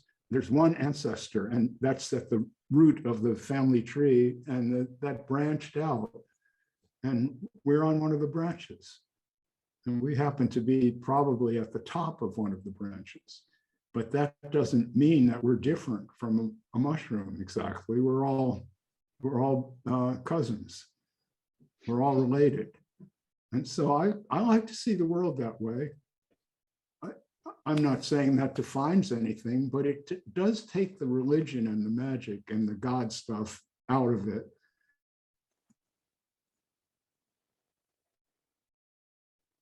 Consciousness, they kind of sound a little too certain of themselves, which I critiqued a lot. These guys sitting on a stage and they say, there's nothing but consciousness. And people are sitting at their feet, oh, well, isn't that nice? I don't know. I don't really know if there's nothing but consciousness. Everything is made of consciousness. I don't know that. The material world seems pretty real to me. If I get a cut, I'll go to the emergency room before I bleed out, truly. I pass everything through the Robert Saltzman filter. It's how do they know that? How do you know that? And you know that how? Yes, exactly. I had an uncle who used to say, and you know that how, Charlie? He liked to drink. My uncle loved to drink. He had a bar in his house down in the basement. It was a full bar. He had all the different liquors. He had his own beer tap, and you'd be down there. A sign on there that in this kind of faux German script, and it said, "We wrote too soon alt and too late schmart." And so he was kind of a teacher, a drunk, but you know, a good teacher. And he would always ask that question. If you would Weizsäcker, he would say, "Oh, and you know that how, Charlie?" And that's what I say to all these grinning gurus who want everyone to believe their story and learn it, imitate it. Yes, and you know that how. I know you get them all drunk, Robert. Get the gurus, get them drunk, and they're gonna tell the truth finally. Drunk people tell the truth usually. You think if you get one of those guys drunk, he'll come clean? All of them. All of them. Well, we should throw a big party for the entire spiritual world. Yeah. With plenty of bourbon. Yeah, I love John Troy when he goes, "Go behind the scenes." That's really good point. When he goes, "Go behind the scenes," backstage. Backstage. John Troy's been. See, John Troy is a very amazing guy because he's been backstage with a lot of these gurus and into their homes and stuff, and he's seen that how ordinary they really are. Like Papa G sitting in the kitchen watching a football match on TV and rooting, you know. Meanwhile, everyone says, "Oh, this guy's so wonderful." No, he's just another guy who likes football. Yeah. Yes. I'm that way too. In fact, in order to do this, I missed the second half of the Georgia, Alabama showdown, and I was a little sorry to miss it, but I'm glad to be here with all of you. I'll just get the score later. Years ago in a meditation I was doing, I had a special place in my mind where I would go meditate. It was a Japanese tea house, and always behind me, this image of my higher self was behind me when I was meditating. And at one point, I had never had a face or anything. And at one point in my meditation, this figure came around me, took off its mantle, hung it on me, and just disappeared, basically saying, "You don't need a guru. You don't need a higher self. You are what you are. You know, there you are." And that's a very cool.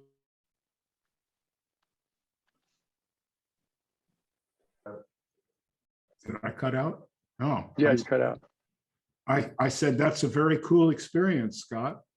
Yeah, that was a major shift to realize it's like, you don't need gurus. You don't, you know, whatever's going to happen, it's going to happen within yourself. And there it is. So there's a big shift. Yeah. I like that third eye stuff too, the way you described it, the way it was kind of visual, like actually happening. Yeah. I kind of dig that stuff. Well, we may need teachers at a certain point to open doors. I think that's the one. Imagine that the answers to ultimate questions. And there seem to be a lot of those guys around. What do you say to people who are thinking, "I go to work every day and then I come home. Is this it? Isn't there something more to life?" What do you say to people who are thinking, "I go to work every day and then I come home. Is this it? Isn't there something more to life?" That's from David Platt as well. Well, of course there's something more to life. Of course there is, but I can't tell you what it is. Good answer. Right? Yeah. Maybe there's something more to life than just to work and coming home. I hope so. That would be a bit tragic. I'm not so sure. You know, there's the drama of it not being okay.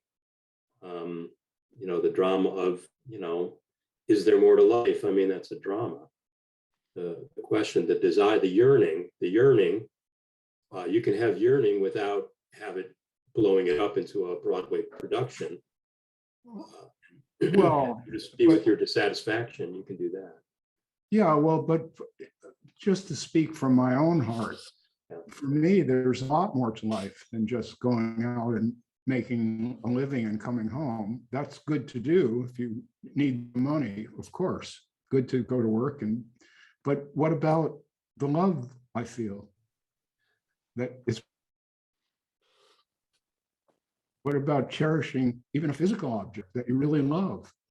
What about a person in your life who means a lot to you? These are all, what about an animal? I have 3 donkeys. I love the donkeys. I go out and hug my donkeys. It has nothing to do with going to work and coming home. It's a living being that recognizes me and loves me. Donkeys cuddle up to me and push against me. I might have a carrot in my back pocket, you know, these are beautiful moments. Of course, they're meaningless in a certain way. We're all going to die. Everything's impermanent. You can look at it that way, and that could be depressing, but I don't look at it that way. I like these experiences. I like a kiss. I really do. I enjoy a kiss. I enjoy a caress. So that's my answer to this guy. There's something more to life for me. And if there isn't for you, I think you need to expand your horizons. Not that I'm going to tell you what to find, but maybe just look around. You know?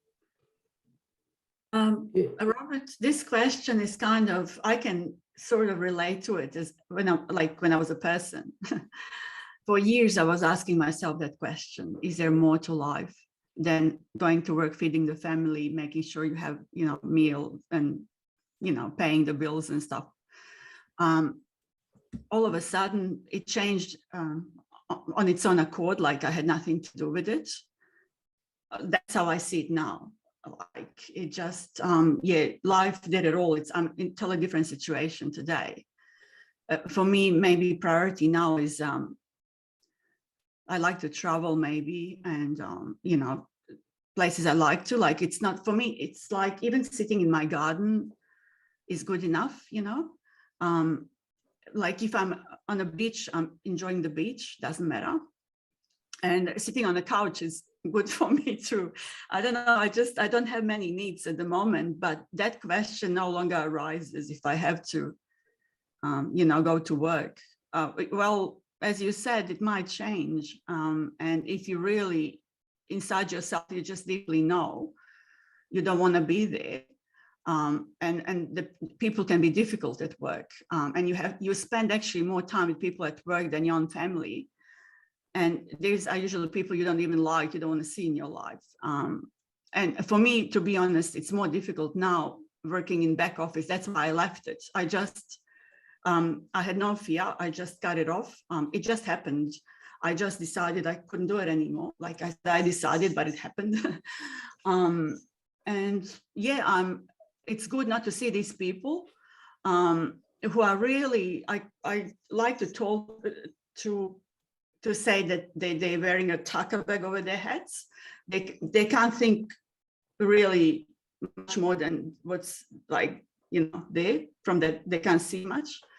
And I thought, okay, I'll take a pay cut and I'll start doing what I'm doing. Like I'm on my own now. Like I was in a bad marriage for 30 years and I did not know how to get out. And finally, it just, life did it for me. I don't even know now. I can't recall how it happened. It was just like watching the movie. I swear to God, like it was just like watching a movie happening. All these horrible things. It wasn't pleasant. It was quite dreadful what happened. This was after, yeah, I've seen my teacher. There was lots of tears. There was lots of everything, like unbelievable stuff. But today, where I'm at now, on my own, I feel really rich. I feel satisfied. I'm not pushed around. I live for myself. And often if you have a family, you feel stuck. Sometimes, I don't know, there's feeling of being stuck and you just have to, you know, satisfy everyone but yourself. I never, as a person, never used to thought of myself. Like I never look after myself properly. Now it's there. Like I think I take it, like I have to, because my body isn't well. So I have to repair that to be able to work and like, finally I'm doing what I love doing. And yeah, it's very different. So it might happen if you really, you know, if you're unsatisfied, you don't want to go to work and go home. Yeah, there are things, you know, that can happen. Life can sort it out for you, maybe in a way, I don't know. You have to recognize that and notice that happening, and it might sort itself out. Thank you. So I got a comment here from Uncle Martha. It's a good screen name, Uncle Martha, who said that my answer to isn't there anything more to life? He says, beautiful answer, Robert.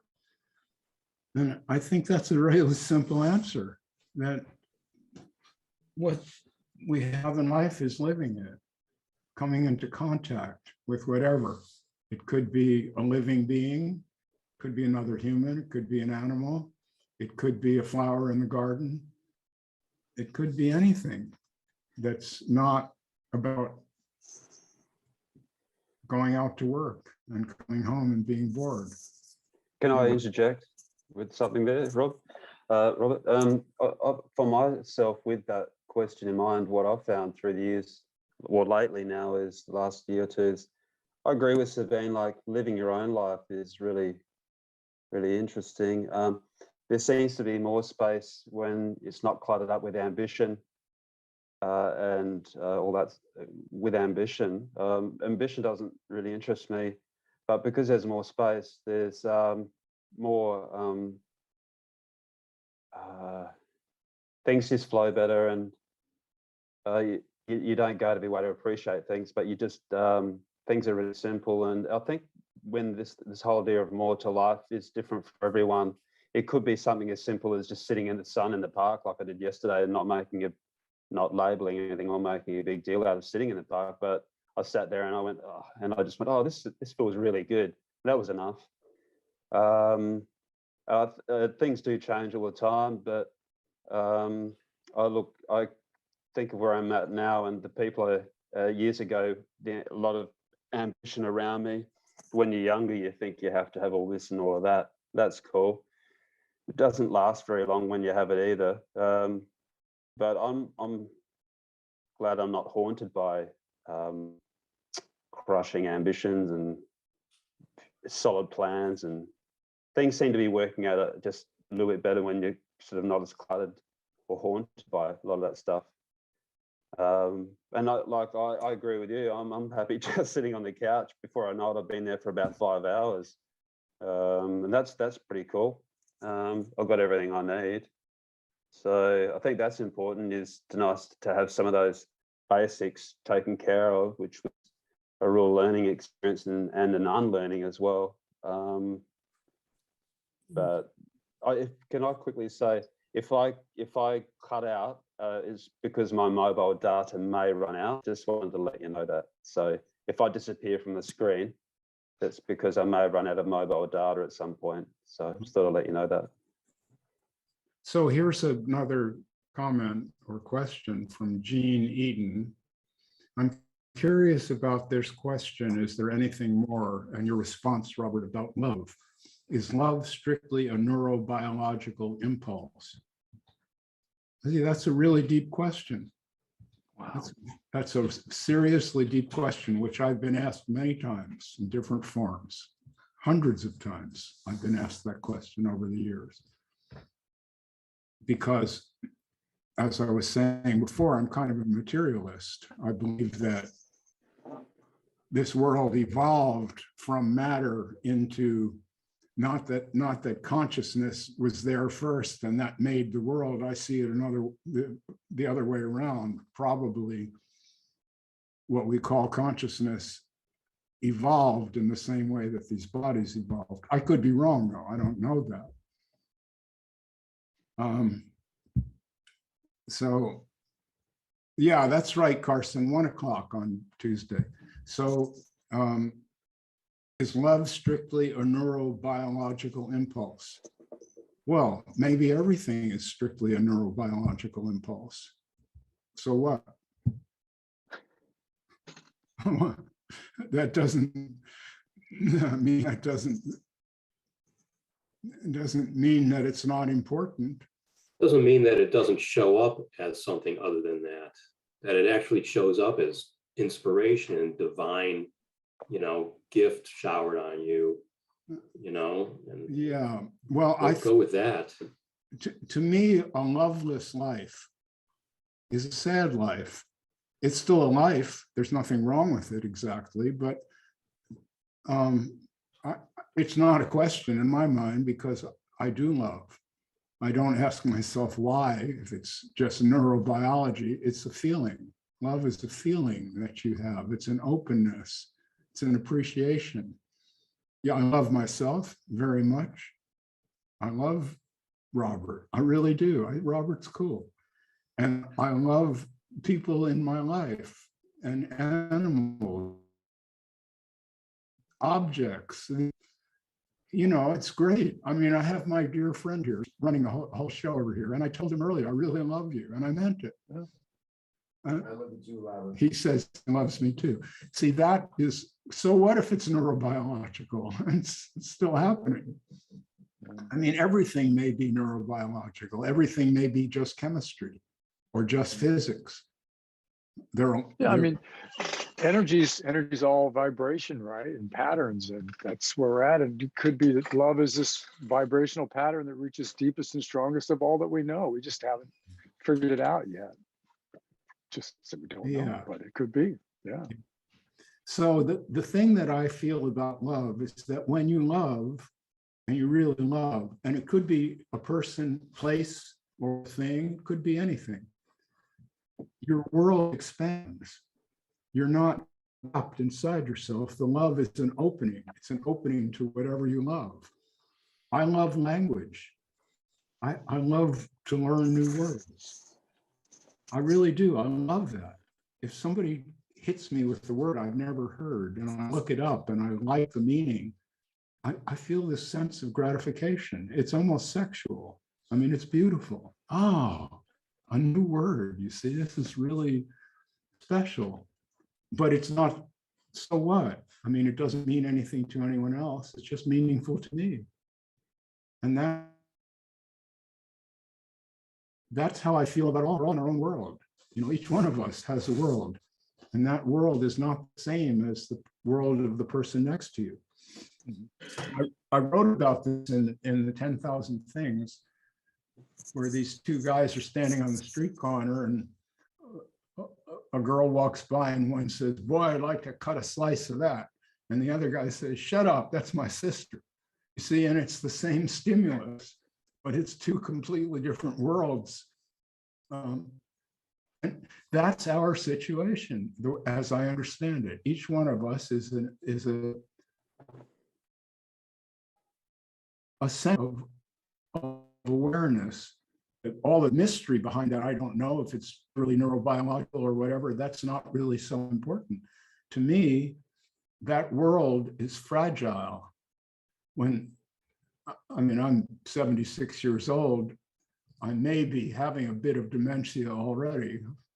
And eventually, all of this will just be erased one way or another. So you can say, well, it's meaningless. It's transitory. So what? Except when you really are experiencing it, it feels vital. It feels and it feels beautiful. And that's what I have to say about all of that. There's a beauty to all of this if we can see it. And I'm someone who does see it. I just see it.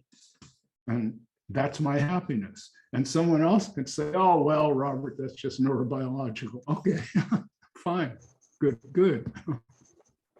And maybe that writes it off for that person. And someone can say, I've never loved anything, it's just neurobiological. See, that's the point here, Jean Eden. Is love simply a neurobiological impulse? Number one, you can't know that. And number two, even if it is, what? If you feel it, you know it. If you feel it, you know. And one doesn't feel, I have to explain it to them. I cannot. I can't. Someone might see me hugging a donkey and think, that's absurd. A donkey's just a smelly old animal. How can you hug it? But they don't know what it's like when a donkey nuzzles up to you and goes, oh, because it loves you. You see, it's really beautiful. So that's what I Can have. I, Yes. can I add something in there to that? You know Sure. Miriam Louise Simmons, the artist friend of yours? Say that Robert? again. I'm sorry. I've got to wipe the tears from my eyes here. I talked Right. myself into an emotional state. No, it's Gee, beautiful. your friend Miriam Louise Simmons, the artist. Oh, she's wonderful, eh? She is. I remember recently on this thing of love, she had a poem she wrote down. It was really good. It was basically the poem was about you know, love of rain, love of you know, your donkey, love of the sky, the blue sky, just different love of cacao, ceremonial grey cacao, experience of tasting it. So many different forms of love. Which, as you've mentioned, you know, the Greeks were really good with that. They didn't have one form of love. It was so nuanced, and it's different things at different times to everybody. Whereas in spirituality and religion, they like to monopolize and say there's an actual source, and anything that's not that one source is evil or whatever. So I forget all of that. But I remember that poem she wrote that she posted, and it was really good. And it reminded me, you know, I spend my day sometimes, I must fall in love about 50 times a day sometimes, you know, love the smell of an oat kernel, or seeing a beautiful woman come into to work, or yeah, it's not one thing, and there may not be an ultimate source of love either. But I just remembered her and that poem. I thought, oh yeah, that's quite relevant. Yes. Well, it kind of reminds me of a story about, I had a big yacht, and someone said, well, how much does a yacht like that cost? And the guy says, if you have to ask, you can't afford it. And that's what love is like. If you have to ask, you're not going to find out. See, it's something you have to find out for yourself, not have someone explain it to you. It can't, these feelings cannot be explained by anyone. They're a complete mystery. You know, does a dog love? I think so. I think a dog can love. I've had dogs. I don't have one now, but I've had dogs, and they seem to be filled with love. They're happy when you come home. They wag their tail.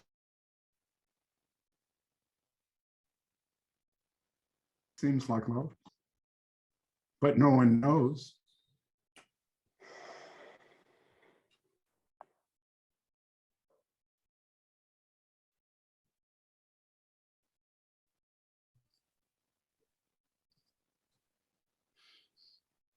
I threw a rock into the pond, and the ripples went out. And You're a tough act to follow, Robert. This is really a great meeting we're having here, I think. I like all of you people. Well, nothing contentious here. The first meeting was like that too. You know, there's been so much contention in my arrival on. See, I was never a spiritual person in my life. Never. I never pursued that. And then I started to write about it and comment on it because someone encouraged me to do so. Someone I trusted. And I found so much contention against my views, tremendous. Well, People doesn't that have a lot to do with the medium, the internet, Facebook, the dialogue kind of chat medium?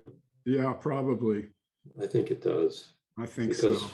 You know, all of us here, we're all contributing on your Facebook page, and I don't see anybody fighting with anybody or challenging or saying, well, I don't think you're right. I think I'm right. Any of that stuff. It's just because face to face is not conducive for conflict or for trying to assert yourself or trying to make, you know, aggrandize yourself. I think it's all about enjoying being together And you don't get that so much on Facebook. Yeah. I was just reading Gene Eden said he agreed about love, and he said the point is that people bring their beliefs in a quest for something to hang their hat on. And I think that's right. No, it's difficult to just be and not know anything for us humans. It really is. The thing is that if you ever get there into that state, then you don't want to go back.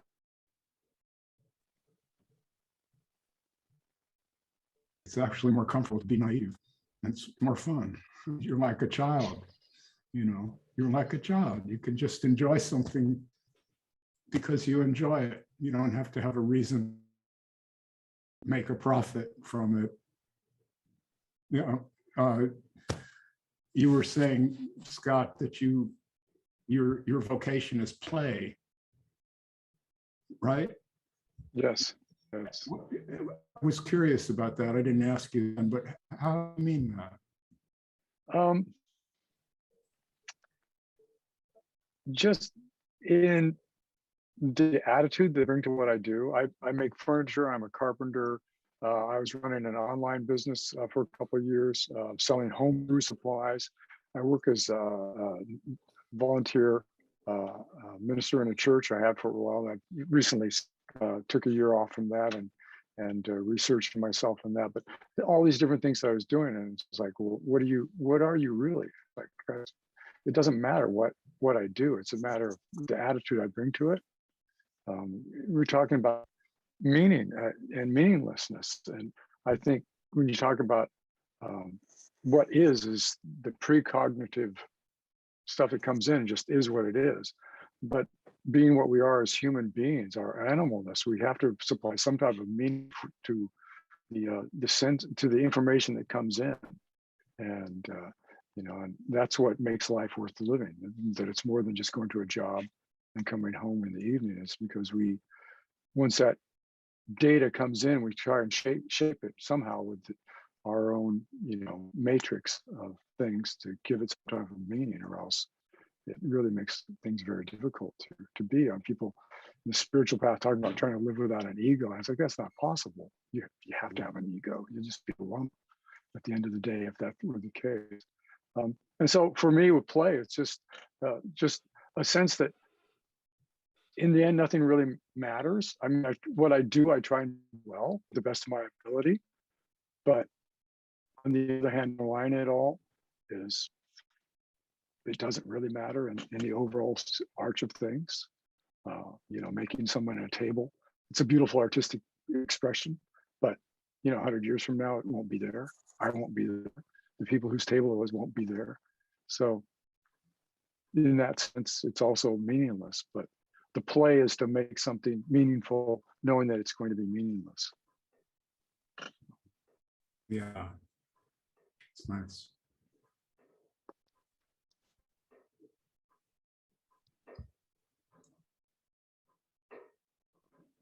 Well, we've been at this for a couple of hours. We are at 2-hour mark. I'm willing to continue if there's more to be said. I have a question. And it's in your chapter 19 of Depending on No Thing. I'll read the paragraph out. The 10,000 things, you say, the 10,000 things is an extended circumambulation of that one thing, a 360-degree walk around the matter, seeing it from different angles, so that people with different capacities and experiences may find one angle or another that opens the door for them. So what would you say is that one thing that you're circumambulating with different ways of expressing in that paragraph? Oh, what a question.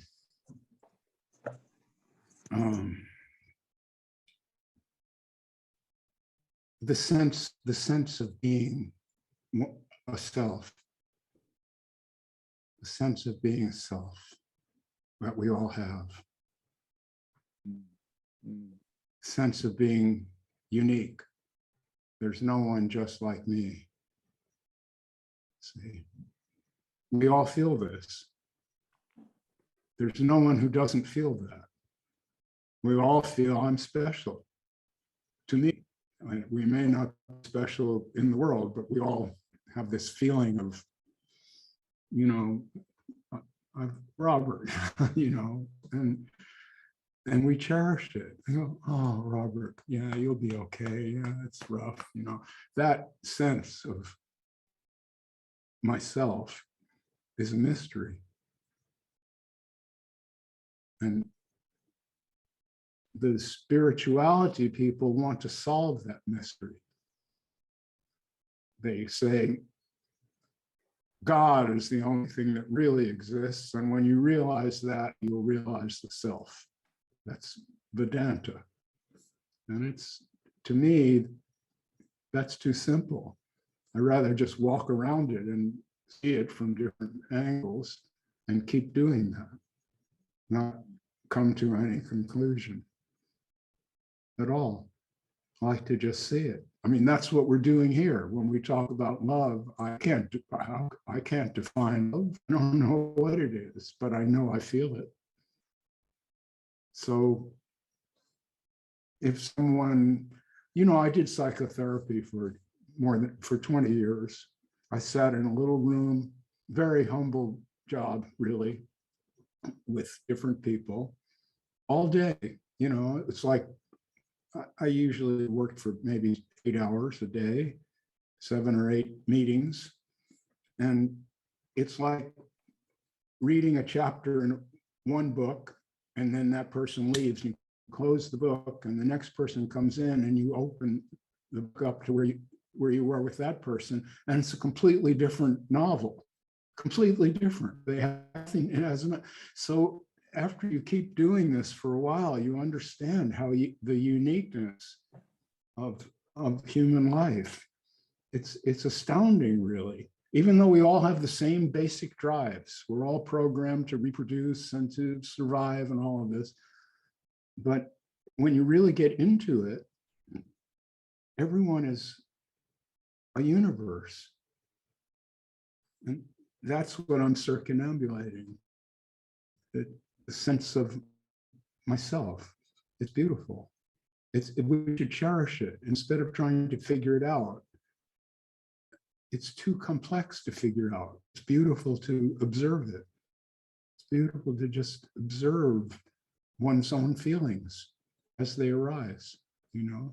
That's, I mean, I find it beautiful. I'm not suggesting that everyone else should find that beautiful. I'm sure Donald Trump doesn't.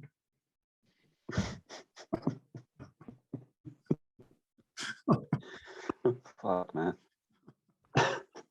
Wouldn't it be crazy if we found out that he loved himself Well, as passionately as we love each, you know, I love myself? well, Donald Trump's like that too. It's crazy. well, but he is human. Yeah. But he doesn't have dogs, so that's weird. What kind of dog do you have, Gary? We have a Yorkie. Oh, Extremely dangerous little dog. does he sleep on the bed? Yeah. Sleep with my Uh-huh. wife. Yeah. Cuddled up to her. I Very got it. inseparable. Yeah. Yeah. Well, my last dog was a German Shepherd. She didn't sleep on the bed. Okay. It broke my heart when I had to put her down. It was terrible. Since then, well, to be honest, that's why we got the donkeys, because the donkeys are going to outlive me. Poor donkeys. Well, yeah, they'll be fine as long as they. So, No, they will miss me. They have good memories, but as long as they get some food to eat every day, and well, you know, they'll loving. be happy. They're not like a dog that really gets attached to you. Yeah. They're different, and they live for about 40 years or so. So I'm saying, yeah, they're good.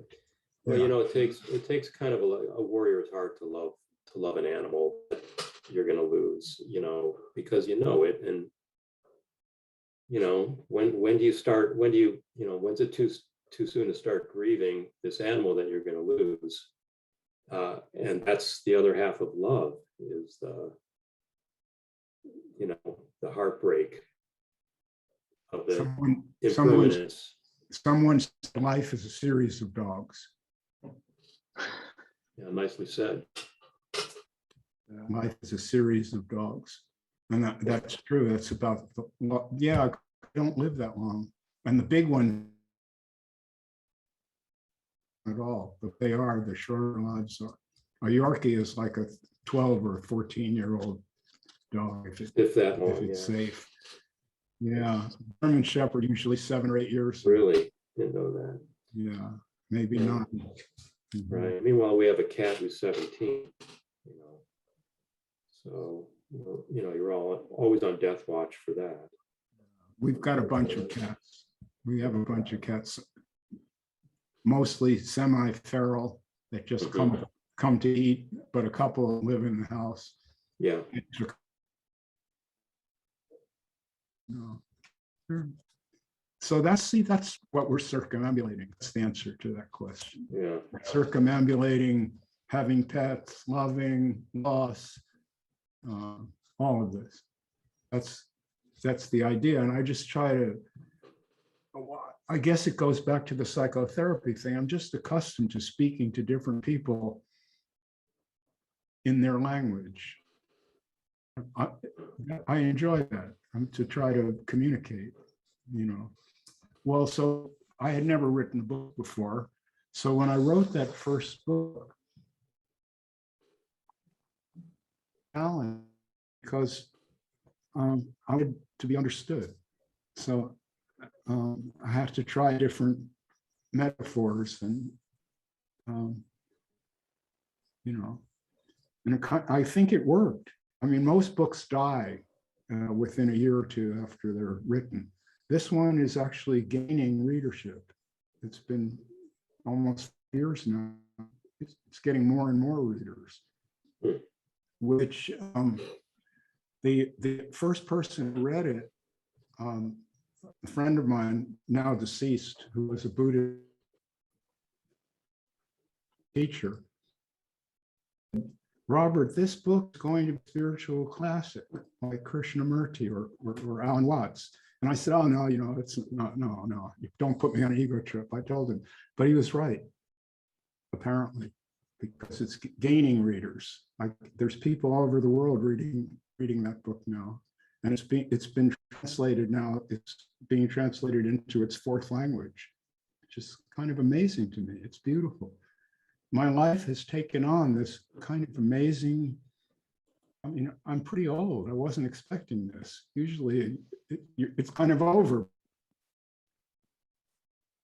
age, but like an opening. It's been amazing. And this is part of it, doing this, sharing like this and, you know, being heard. It's very lovely. Keeps you young. What about that?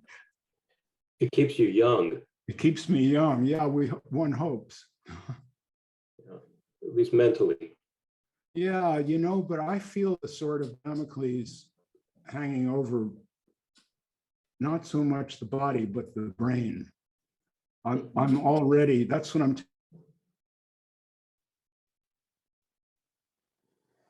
of slowing down mentally. You cut out. I cut out there. Probably not worth repeating. I cut out and it wasn't worth repeating. I don't even want to hear myself say that again. Yeah. So you're talking about a memento mori kind of, you know, you'll feel the loss of the status quo. What I was saying, I'll repeat it. You know, I'm not afraid. What I was saying was, I used to have like a sports car of a mind, and now Ford. Still drive, but it's not quite as whippy as it used to be. And that's impermanence. That's impermanence, you know. And yet that's what myself is, in a sense. My thoughts, my ability to nurture around. It's kind of slowing down. Yeah. Yeah.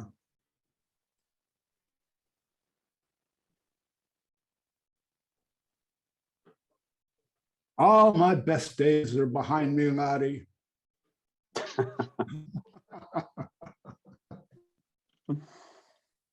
Oh.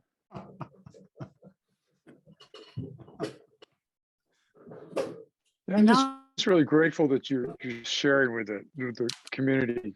You know, just that, it's great. I really appreciate it. The books and just these chats and all of that. It's just, you know, you're doing it without a membership fee, all that stuff. So that's great. Yeah, thank you, Scott. Yeah, I would never charge a fee for this. It's too much fun for me. You know. Also, not charging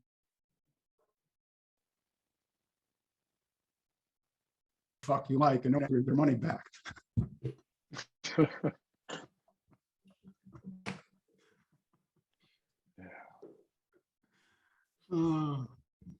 Yes, your dogs had an agreement here. Got a lot of people. Do we have a lot of people on the? We have right now 16 viewers combined. Uh-huh. We had about 30 speakers. Well, as I say, if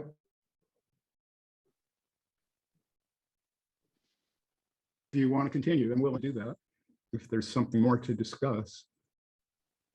I'm gonna get out of here in a few minutes. Thank you, everyone. Anyone else? All good, I think. Okay, I guess then I'm going to thank you so much for participating in this. It's been a joy speaking with all of you. I mean that from the bottom of my heart. It's been great. Thank you. Very good. Thanks, Robert. Thank you, Thanks, Catherine everyone. and Sabine and Gary and Paul and Enjoyed it. Rob. Yeah, it was good fun. Thank you. Thanks, Robert. Thank you. Thank you, and I'm leaving with the thought, I am a mushroom. And I am comforted by that. I am a mushroom. You Don't take mushrooms, you're Eve. definitely related to a mushroom, and with the hair you've got, probably a psychedelic mushroom. Oh, I'm dying to do psychedelics, but it hasn't happened yet.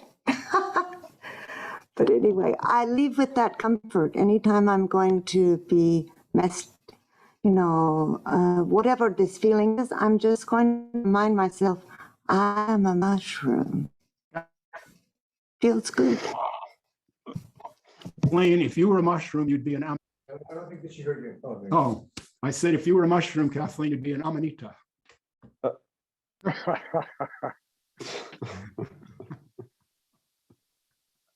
All right. I'm going to say goodbye to all you people now and end the meeting.